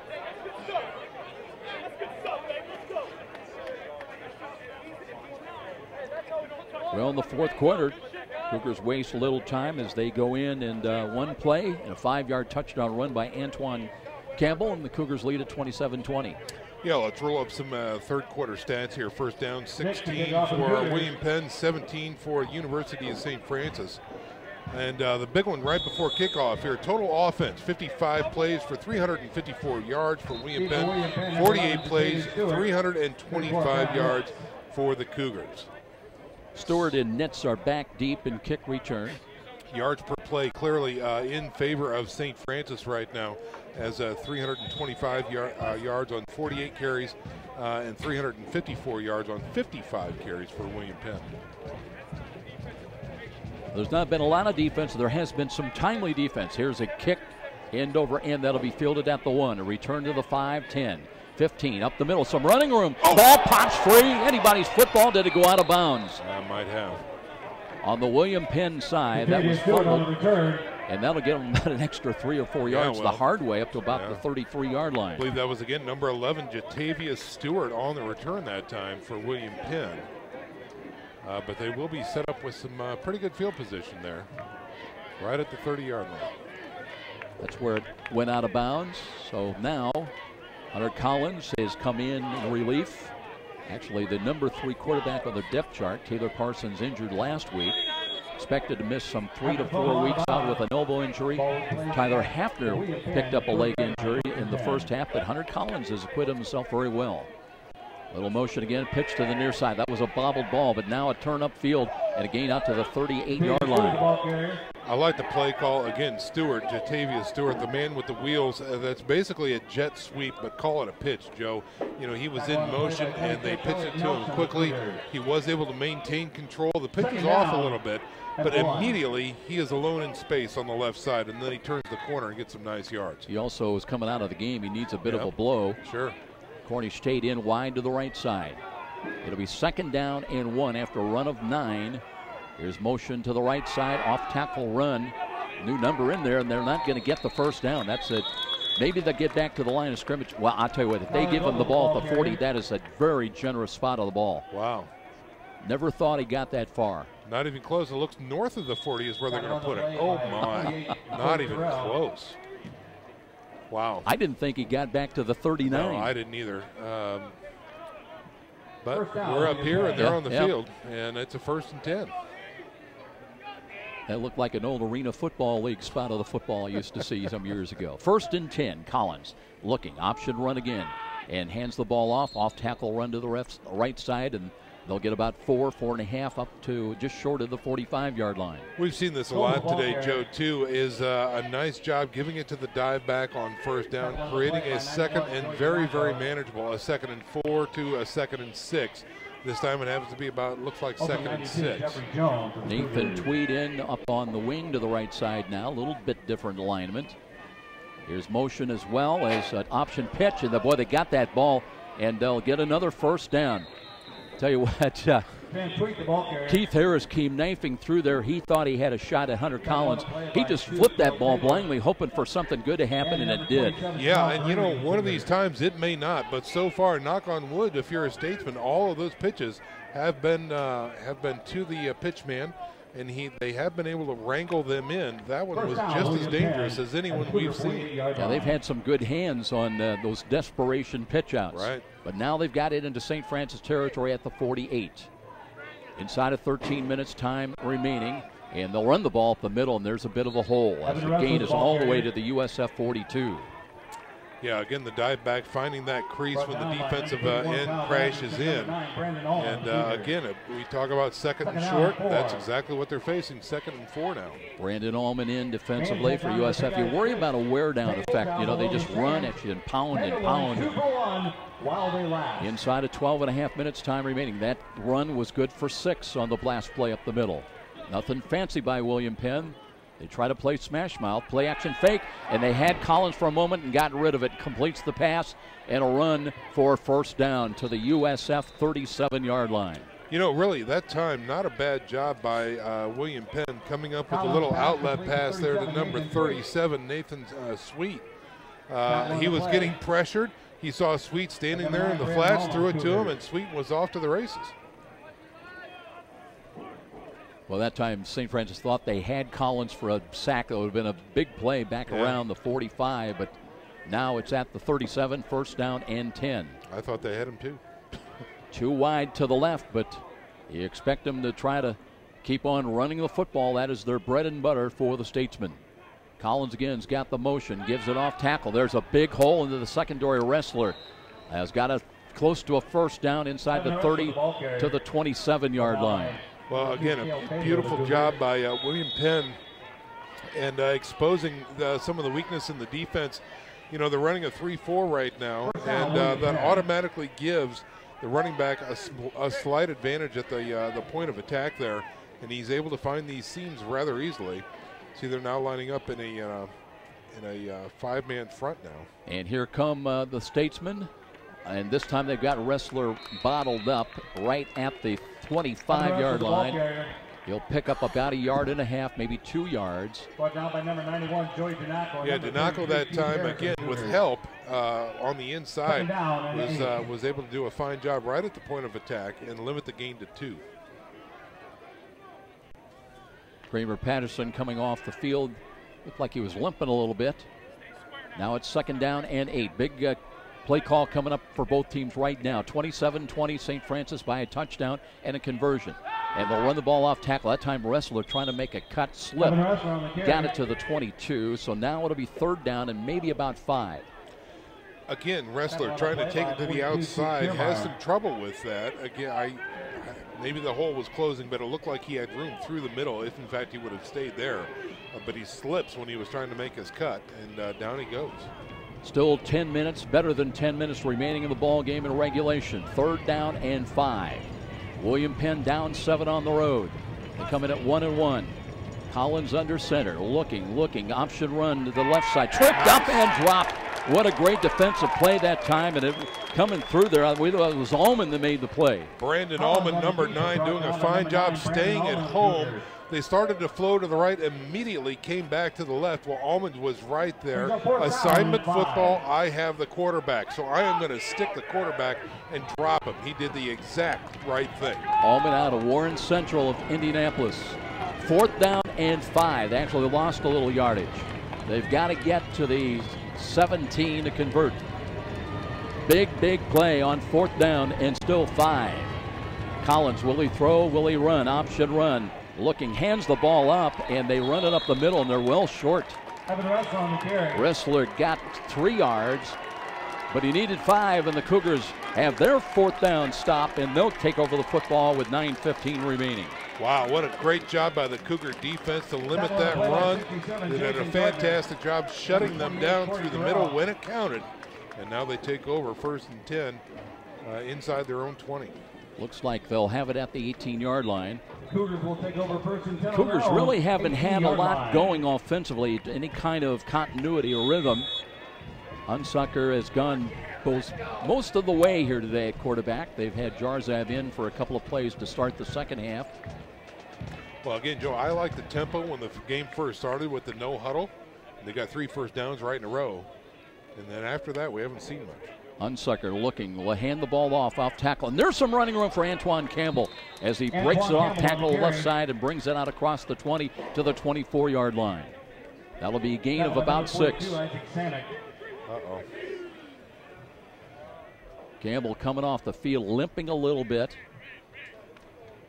That'll bring Aaron Harris into the ball game now. So 2nd down and 4. 8:47 remaining. Boy, Cougars, if they could manage the clock at points on the board, that would be absolutely huge in this tenuous 7-point lead. Yeah, if they could make this a 2-point two-score lead, that would be huge. Hunsucker throws the ball low, and that one was around the knees of Seth Stewart and just could not quite find the handle. Now it's 3rd down. It looked like the defender could have been there a little early, but I could see it going both ways. It was very close. We'll just call it an incomplete pass at this point. St. Francis got to get out to their own 28-yard line, or they have to turn the ball back to William Penn. Code in wide to the left side. Kelsaw's had success today. A couple of touchdown catches. Part of a 3-wide package to the right, the wide side of the field. Blitz coming up the middle, and tell you what, they're trying to get to Hunsucker. Play clock is at 5. West taking a look, calling for the snap of the football. He's got it now. Short drop, looks left, throws left, got a catch. Do they have enough yardage for the 1st down? I believe they do. I think they're going to give it to him. That's Code out there on the left edge. And again, just a little stick route. Go out, plant your foot, turn. The ball's going to be there, and it was. So they had double coverage out there. And if you saw that second defender come in, try to knock the ball loose, Code a nice job to cover up and keep possession. That's exactly right. Clock will move once again. Just over 8 minutes time remaining in regulation. Coach stays in to the left side. That's the short side of the field. 2 wide to the right. And I think Campbell's back in there as the running back. As Hunsucker barking out the signals now. Looking, hands the ball off. And no, that's going to be New running back in there. Is that Garrett Harvey? That's I think it's Aaron Harris. Aaron Harris in there. And he powers his way, carries tacklers across the 30 up to about the 33-yard line. It didn't look like there was a lot there, but it'll be a gain of 4. You know, it's either Harris or Nicodemus pulling all those. It was Harris, of course, but, you know, pulling those tacklers with them. Only 2 guys on the team really have the power to do that, and they both are in the 30s. And by the way, Campbell does now come back into the ball game and lines up as the running back. Unsacker backs away, play clock at 16. Checking the near sidelines. Cam Smith is in wide to the near side. He's been quiet, and he's got, I think they've got double coverage, disguised double coverage out here. Surely has some help, yeah. Coming up, Keyshawn Cowan. And here is a run. And sliding forward, I think it'll be short of the first down. Campbell is about 1.5 yards short at about the 38-yard line. So 3rd down and 1 yard coming up. That's exactly right. 3rd and kind of do whatever you want to do here, Joe. Again, with 1.5 yards to go, you don't have to air it out. You're not going for anything long. You just want to sure play here and keep the clock going. Got to get to the 39. Again, West checking off and checks to the near side bench, checks his wristband. Still got 14 on the play clock. Waiting for the snap. He wants to throw. Looking. Dumps a tip ball in the air, and that falls incomplete. That time he just stared down the receiver, trying to come back. I believe that bubble screen on the left side, but now it's 4th down, and the Cougars have got to kick it away. Hate the call, Joe. Why put it up in the air? You got 1.5 yards to go at the most. You got some big, beefy backs back there. I don't think you needed to put it in the air at that point. So William Penn with a great opportunity now with the stop. Kyle Nitz is back in the punt return.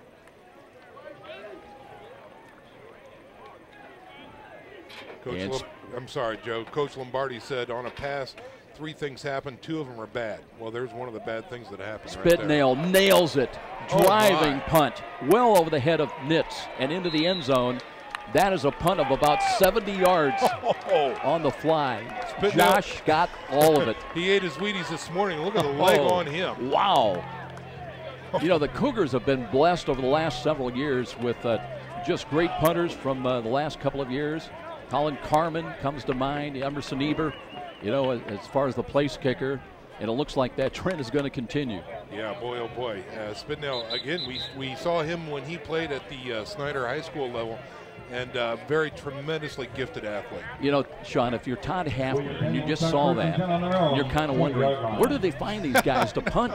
That's exactly right. They must be eating a lot of Indiana corn and soybeans or something. You bet. And you're wondering, what would it take for him to come to my school? Well, here we go. Statesmen have got the ball now. They've got it at their own 20 with a 1st and 10. Collins has gone most of the way in the second half and hands it off tackle run. There's Thomas for the 1st down, across the 35 all the way up to about the 38-yard line. Beautiful off tackle blast, a little ISO that time, and he was alone in space, and really nobody came after him in the secondary. It took a safety to bring him down, and it looks like we've got a Cougar on the field. Yeah, down looks like it's Jamel Green. A little problem with the leg. Hopefully it's just a cramp and nothing's, too serious here. Jamel Green, one of the senior 215-pounder. Outside linebacker today. Had a couple of tackles against Missouri Baptist. So there's an injury timeout with 6:31 remaining. 27-20 our score. Cougars hanging on as it'll be 1st and 10 for the William Penn. They are, by the way, it looks like they are working on a cramp perhaps, trying to stretch out the knee. Yeah. We'll keep things right here. A reminder, it'll be a road game, the first of the season for St. Francis next Saturday. They're going out to Davenport, Iowa, part of the Quad Cities. 2 o'clock Fort Wayne kickoff time. Our pregame on Redeemer Radio begins next Saturday at 1:45. And talk about programming notes. We're going to be right back here tomorrow, Joe, 12:30 to see the stars of tomorrow, CYO football, right here on Redeemer Radio, when the St. Charles Cardinals take on the Jap Knights. Again, broadcast time, 12:25, right here at Darcy Stadium. Back to live action now for William Penn. Approaching midfield as penalty flags thrown, procedure. Somebody moved. The linesman here on the near side immediately threw the flag. That'll go against a walk-off against William Penn. Joe, if I'm not mistaken, that's going to be their 8th penalty on the game. And that's going to equate for 68 yards in total penalties. Again, that's going off the third quarter. I think this is their first penalty of the fourth quarter. They've done a pretty good job with penalties. Their first 2 ball games against Bethel, they had 3 for 37. Last week, 5 for 40 yards in South Dakota, but that one makes it 1st and 15. Yeah. Cougars trying to capitalize on a little bit of longer yardage situation. Here's the, and then they've got the wrestler again, and he's tripped up, but no, it's Thomas, I believe, all the way up to the 45-yard line. Tremendous job of blocking that time on a trap play by the Statesman. Really, they did a climb block through the middle to take out the outside linebacker, which prevented him from getting to the running back and giving him so many yards. 2nd down and 3 for William Penn, approaching midfield. And again, they run the ball. They've got the right up the middle. The dive play gets them to midfield and a new set of downs. Yeah, the center that time, and looking at the previous play as well. How do you say that, Joe? The number 50, Tuafua. Okay, I'm going to take your word for it. Doing a nice job. He snaps that ball and launches himself at that middle linebacker, who's probably 4 yards away from him. So very athletic move by number 50, Tuafua.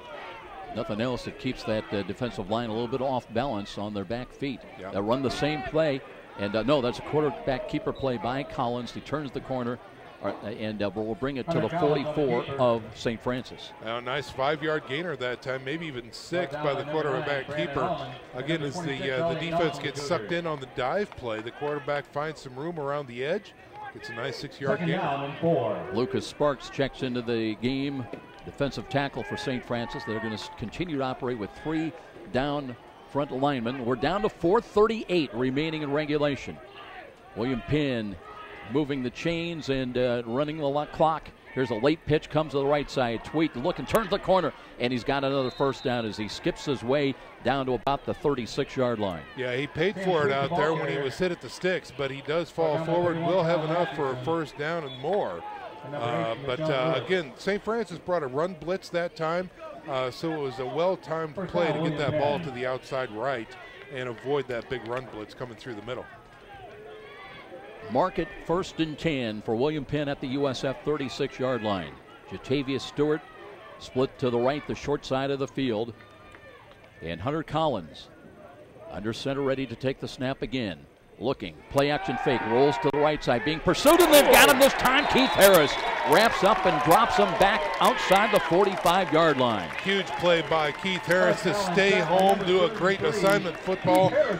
They fake the pitch to the left side, quarterback bootlegs around to the right and looks Harris right in the eye. Didn't have time to react, and down he goes. That's a loss back to the 44, so a huge defensive play for St. Francis. Brings up 2nd down. 2nd down and 18. Now you need another stop. Collins, will he go to the air or try to again on this long situation? Pitches the ball to the left side, and here's a turning corner. Tweet gets away from 1 to the 30 to the 25 down the left sidelines. Keeps his footing all the way down to the 15 as the Cougars again miss tackles. Cost them. Incredible individual effort by number 30, Tweet that time, evading tacklers, moving sideways, creating some personal space, gets inside the red zone down to about the 14-yard line. Wow. So making lemonade out of lemons. Yes. As William Penn marches on now, 1st and 10 from the 14-yard line. Under 3 minutes to play in regulation. Thomas is the fullback now in the middle of things. He's had success. They'll give the ball to him again, sliding, breaks a tackle and dives down to the 10-yard line. Michael Thomas on the carry. Not much to say there. Same old bread and butter, Joe, right through the middle, and still effective with only 2.5 to go here in the contest. They've been able to get 4 or 5 yards on 1st down with that play all afternoon. They gave him a good spot of the ball as well, down to the 9, so he'll pick up 5, 2nd down and 5. Cougars thought they had him with that sack, but William Penn bounces back with a key run by Tweet. Now Stewart lining up wide to the left side, still 12 on the play clock. Here's a pitch coming to the right side and turning the corner. Gain to the 10, down to the 5, and inside the 5, down close to the 2-yard line.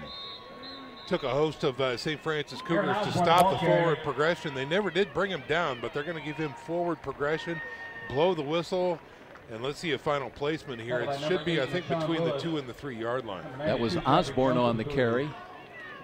So again, the Statesmen getting a lot of numbers in there. It'll be 1st and goal from just outside the 2 yard line. 1st and goal, William Penn. Cougars needing a stop if they can get it. Minute 46 remaining in the ball game. You got to wonder if they score. Would they go for 2? Here's the counter run. Wrestler will back into the end zone. Wow. Officially a touchdown run of 2 yards at the 98-second mark. Well, they give it to the short yardage specialist, and he comes up big. Again, just kind of trotting into the end zone, not really challenged whatsoever. Inside tackle right, pushes his way through, and that is a touchdown for the Statesmen. Now a decision for the Statesmen with 1:38 remaining. Do you try to go for 2 and win it? Statesmen are thinking things over. 2 coaches out on the field. They've got all 3 timeouts remaining. And I believe they're going to try to win it right here if they can. I think you're right. So the crowd rising to their feet. They trail by 1, 27-26. And let's see, they may call a timeout now. The play clock was about to run out on them. So I believe we're going to have a stoppage right here. And I tell you what, with 1:38 remaining, let's take a quick timeout as well. This is Cougar Football on Redeemer Radio 106.3 FM.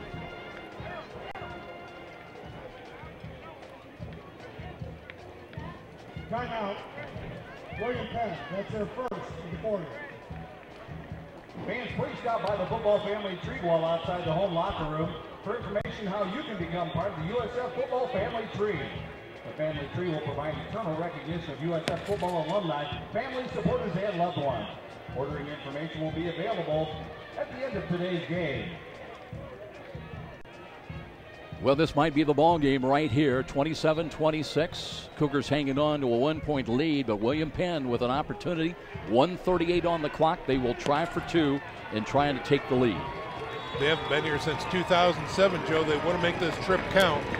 So the offense comes out onto the field, see if they can come up with a W instead of a tie. A little difference from 2007 when they were last here. Lost it 71-7. Here we go. Collins under center again. Cougars trying to make a play defensively. Here's the play action roll to the right side. Collins throws to the end zone, and a catch is made, but I don't think they got it. I think he's out of bounds. No indication. Oh. And they call it a catch and a 2-point conversion to give them the lead. Wow. I wasn't sure they got a foot in bounds. Well, again, Joe, for us it happened on the opposite side of the field. We didn't have the best angle. The official was down there. We'll have to give him the benefit of the doubt. But I don't like calls that take 45 seconds to be made. I will say that. 28-27, so now the Cougars trail it.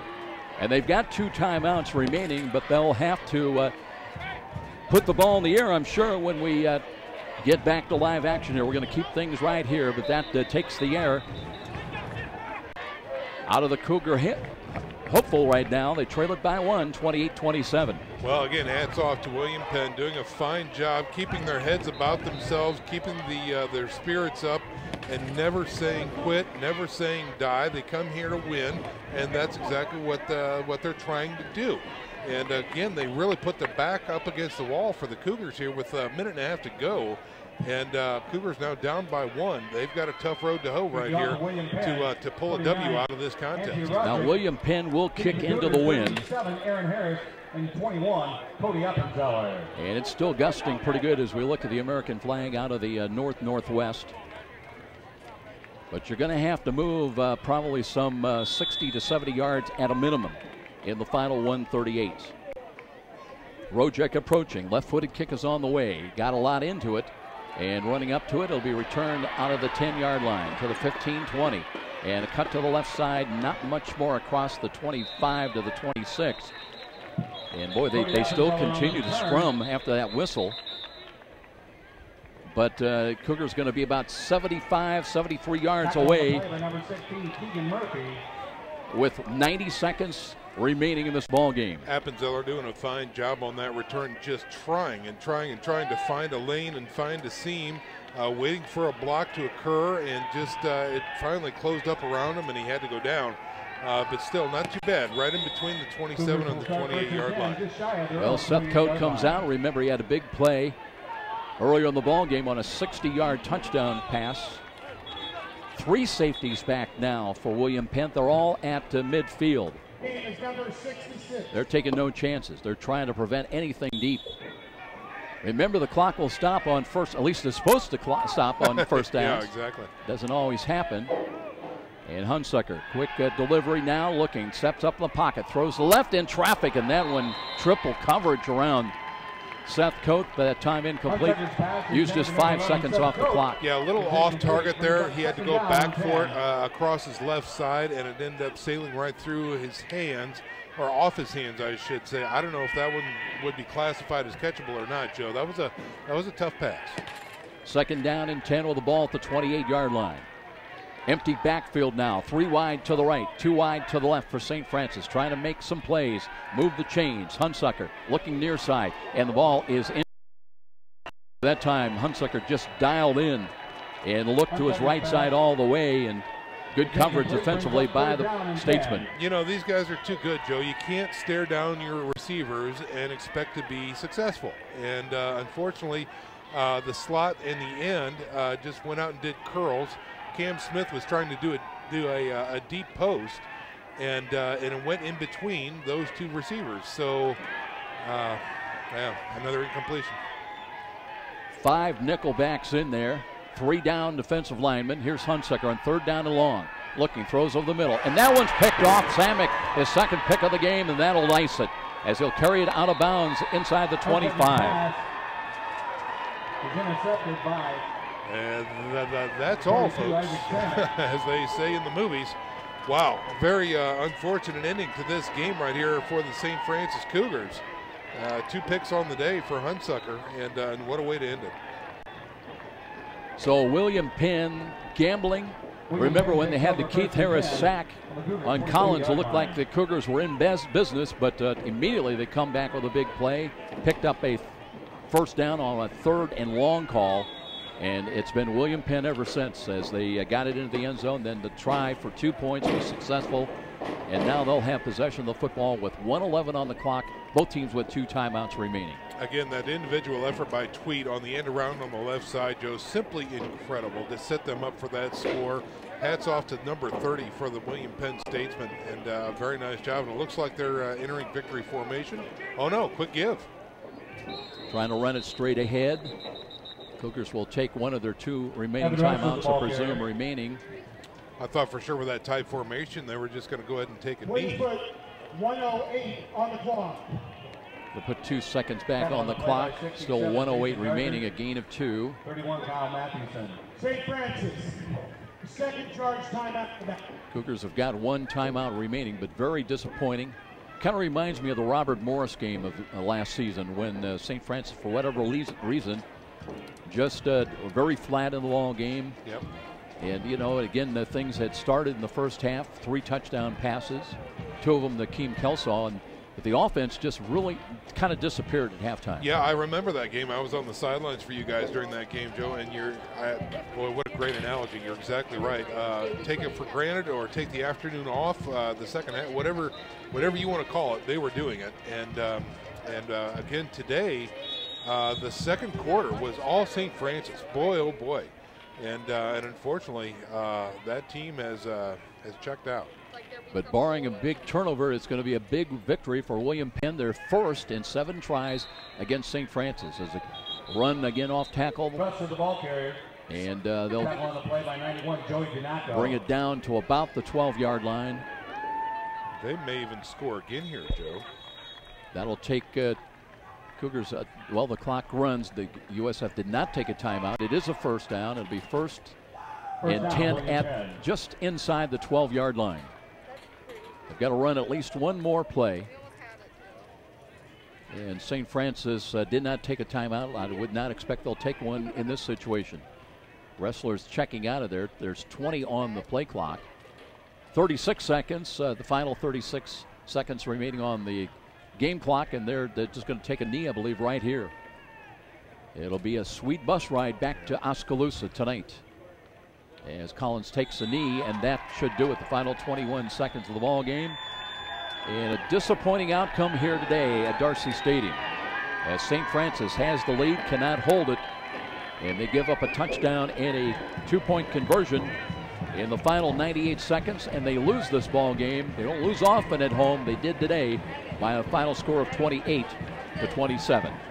We'll take a timeout. We'll be back with our post-game presentation. We'll take a look at the numbers and the season coming up beginning next week on the road. This is Cougar Football on Redeemer Radio 106.3 FM. Physicians Health Plan of Northeast Indiana. Three Rivers Federal Credit Union. Okay, we shan't be long. Good. Yeah, you got it. And no spots in the postgame. Hey, is John still there? Number 1 Grandview, September 27th. All right. New kickoff.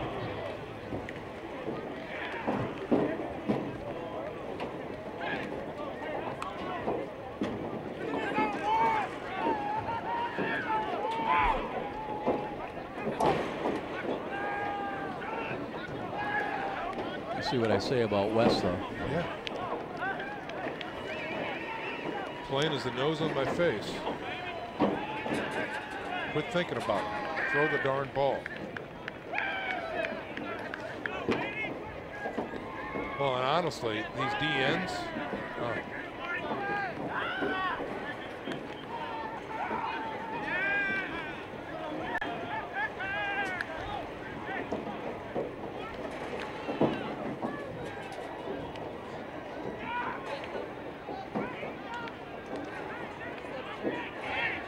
With Sean McBride, Joe Parson back at Darcy Stadium.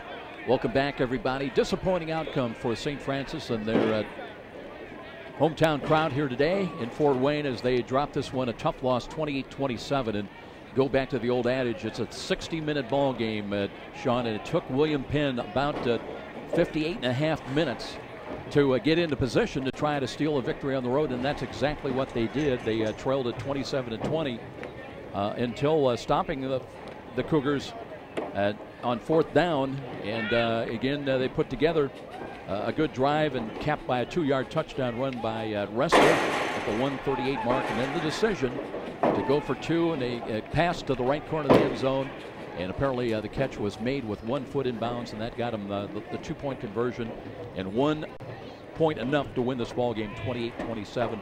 And the final icing on the cake from a William Penn standpoint was the interception by Samick, basically to end the ball game. Yeah, I tell you, Joe, they didn't come here just to play. They came here to win, and they proved that. Hats off to the Statesmen, honestly. They came here to prove it. And what proves that is the decision to go for it on 2. You're away. You're a long way from home. And we came here to win, and we're going to try and do that. So, again, hats off to them. And really, they played until the whistle blew. So they played till the end, and that proved it right there on that final drive with the big pick to kill the game for the St. Francis Cougars. On the other side of the ball, again, St. Francis played a clean game. You know, there wasn't a whole lot of penalties, anything of that nature that was untoward that goes against the character of the team. They, excuse me, in my mind, had a significant problem with assignment football and trying to defend that triple option. Again, why is it so dangerous? Because you've got 3 ball carriers and no one ever runs it, so you never see it. And so your scout team doesn't even know how to run it against your first teamers. So that's why this triple option is so dangerous, and it caught the Cougars by surprise.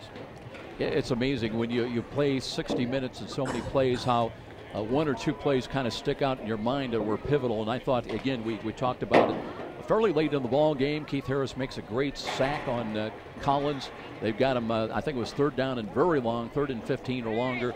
And again, they run that reverse. You talked about the sweep that Tweet was able to get the first down. And to my mind, that really changed the whole complexion of the ball game. They were down 7 at that point, and that gave them a chance to win. You know, it's like one of these teams that think, okay, really? You think that's good? Well, watch what we can do. You know, that type of thing. And then they're able to do it. You know, it's one of those playground rules that be careful what you snicker at, because we might just be better. Well, that play just basically clarified that crystal clear what William Penn is able to do, the athletes they have, the speed they have. And really, look at how deep they were, too, Joe. This was quarterback number 3. This wasn't the backup quarterback who's the starter. This is their third-string quarterback that came in and managed the majority of this game, honestly, very, very well. He made his passes, he made the reads, and he's good on his feet. What more can you ask for from your backup quarterback? There any bright spot to this outcome, it is that this is against the Midwest League, so it doesn't count against you as far as league play. That'll come a couple of weeks down the road. Of course, then we got Grandview coming in, but that's another story. You got to worry about St. Ambrose first next week, and that's never any walk in the park to go out to Davenport to play against the Bees. But this was kind of two different halves. The first half, the first 30 minutes, St. Francis fell behind. They fell behind 6-0. But Wes Hunsucker hooked up twice with Akeem Kelsaw on touchdown passes. First one for 10 yards to tie the game. Missed extra point. Michael Thomas gave them a lead back for William Penn at 13-6. He was impressive today. That's the way the first quarter would end. But then Hunsucker found Kelsaw again running into breaking tackles in the end zone, good for 20 yards at the 13:04 mark. We were in the tie game at 13-all. You thought maybe the pendulum had swung after that big play with 9:20 remaining in the first half, 60 yards on the pass play combination, Hunsucker to Seth Coate. Cougars had their first lead of the day at 20-13. But from there on, it was really a change. Again, it was a 20-13 lead for St. Francis at intermission. But they would miss a field goal to leave it still St. Francis up by 7 points. But Samick had 2 interceptions in the second half. And they capitalized, turning the first one into a 2-yard touchdown run off a pitch to the left side that tied the game at 20-all. Antoine Campbell would score on the first play to start the fourth quarter on a 5-yard blast up the middle. Cougars feeling pretty good about themselves at that point, but still a lot of time on the clock. 14:54 remaining, and USF led at 27-20. And then it would be just clock management down the stretch. The key, the ability by William Penn to execute, get first downs, keep the Cougar offense off the field, and it would culminate with that 2-yard touchdown run by Ressler to leave them 1 point short. They would pass into the end zone for the 2-point conversion advantage. Statesman by 1, 20-27. And then Samick with his second interception of the ball game, set, match. That's it. That's the tail of the tape right here. We've got some numbers to talk about, Joe. When we look at the comparison here, let's talk about the rushing yards because, again, that's what William Penn does. 73 attempts for rushing, 477 yards on the ground for William Penn. Yeah, that's quite a bit, even more than what they did last week. For St. Francis on the ground, 25 attempts, 94 yards. So not able to crack the century mark there on the ground for St. Francis.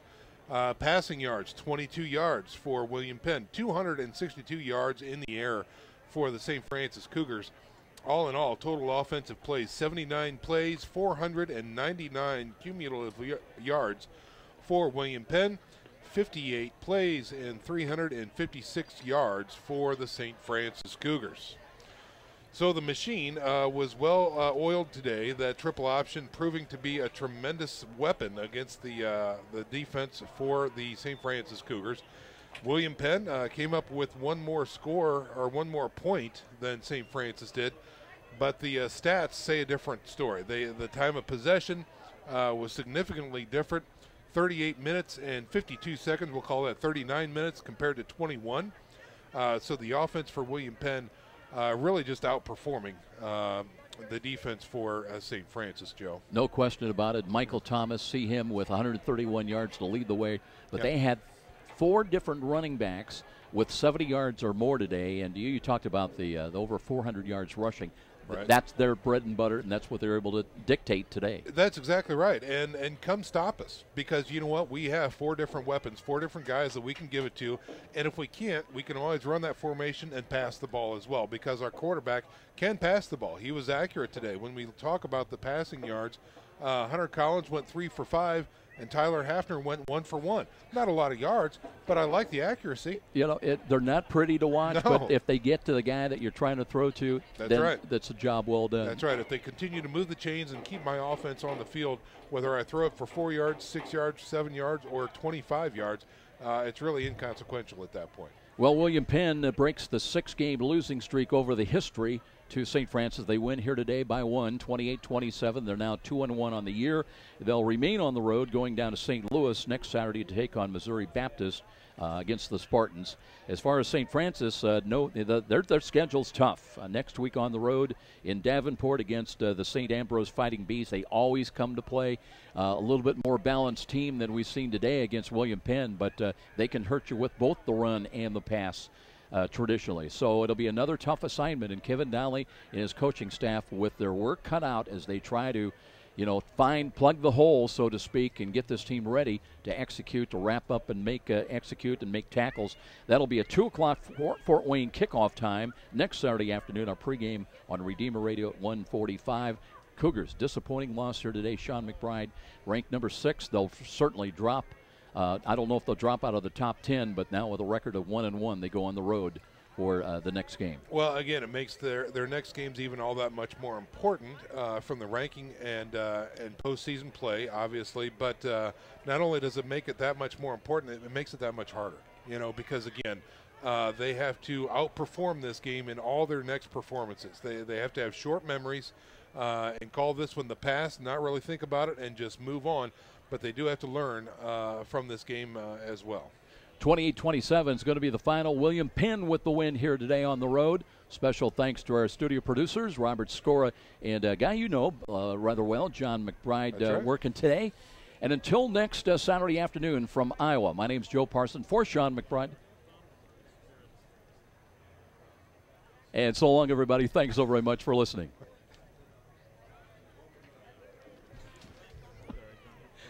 Not a problem.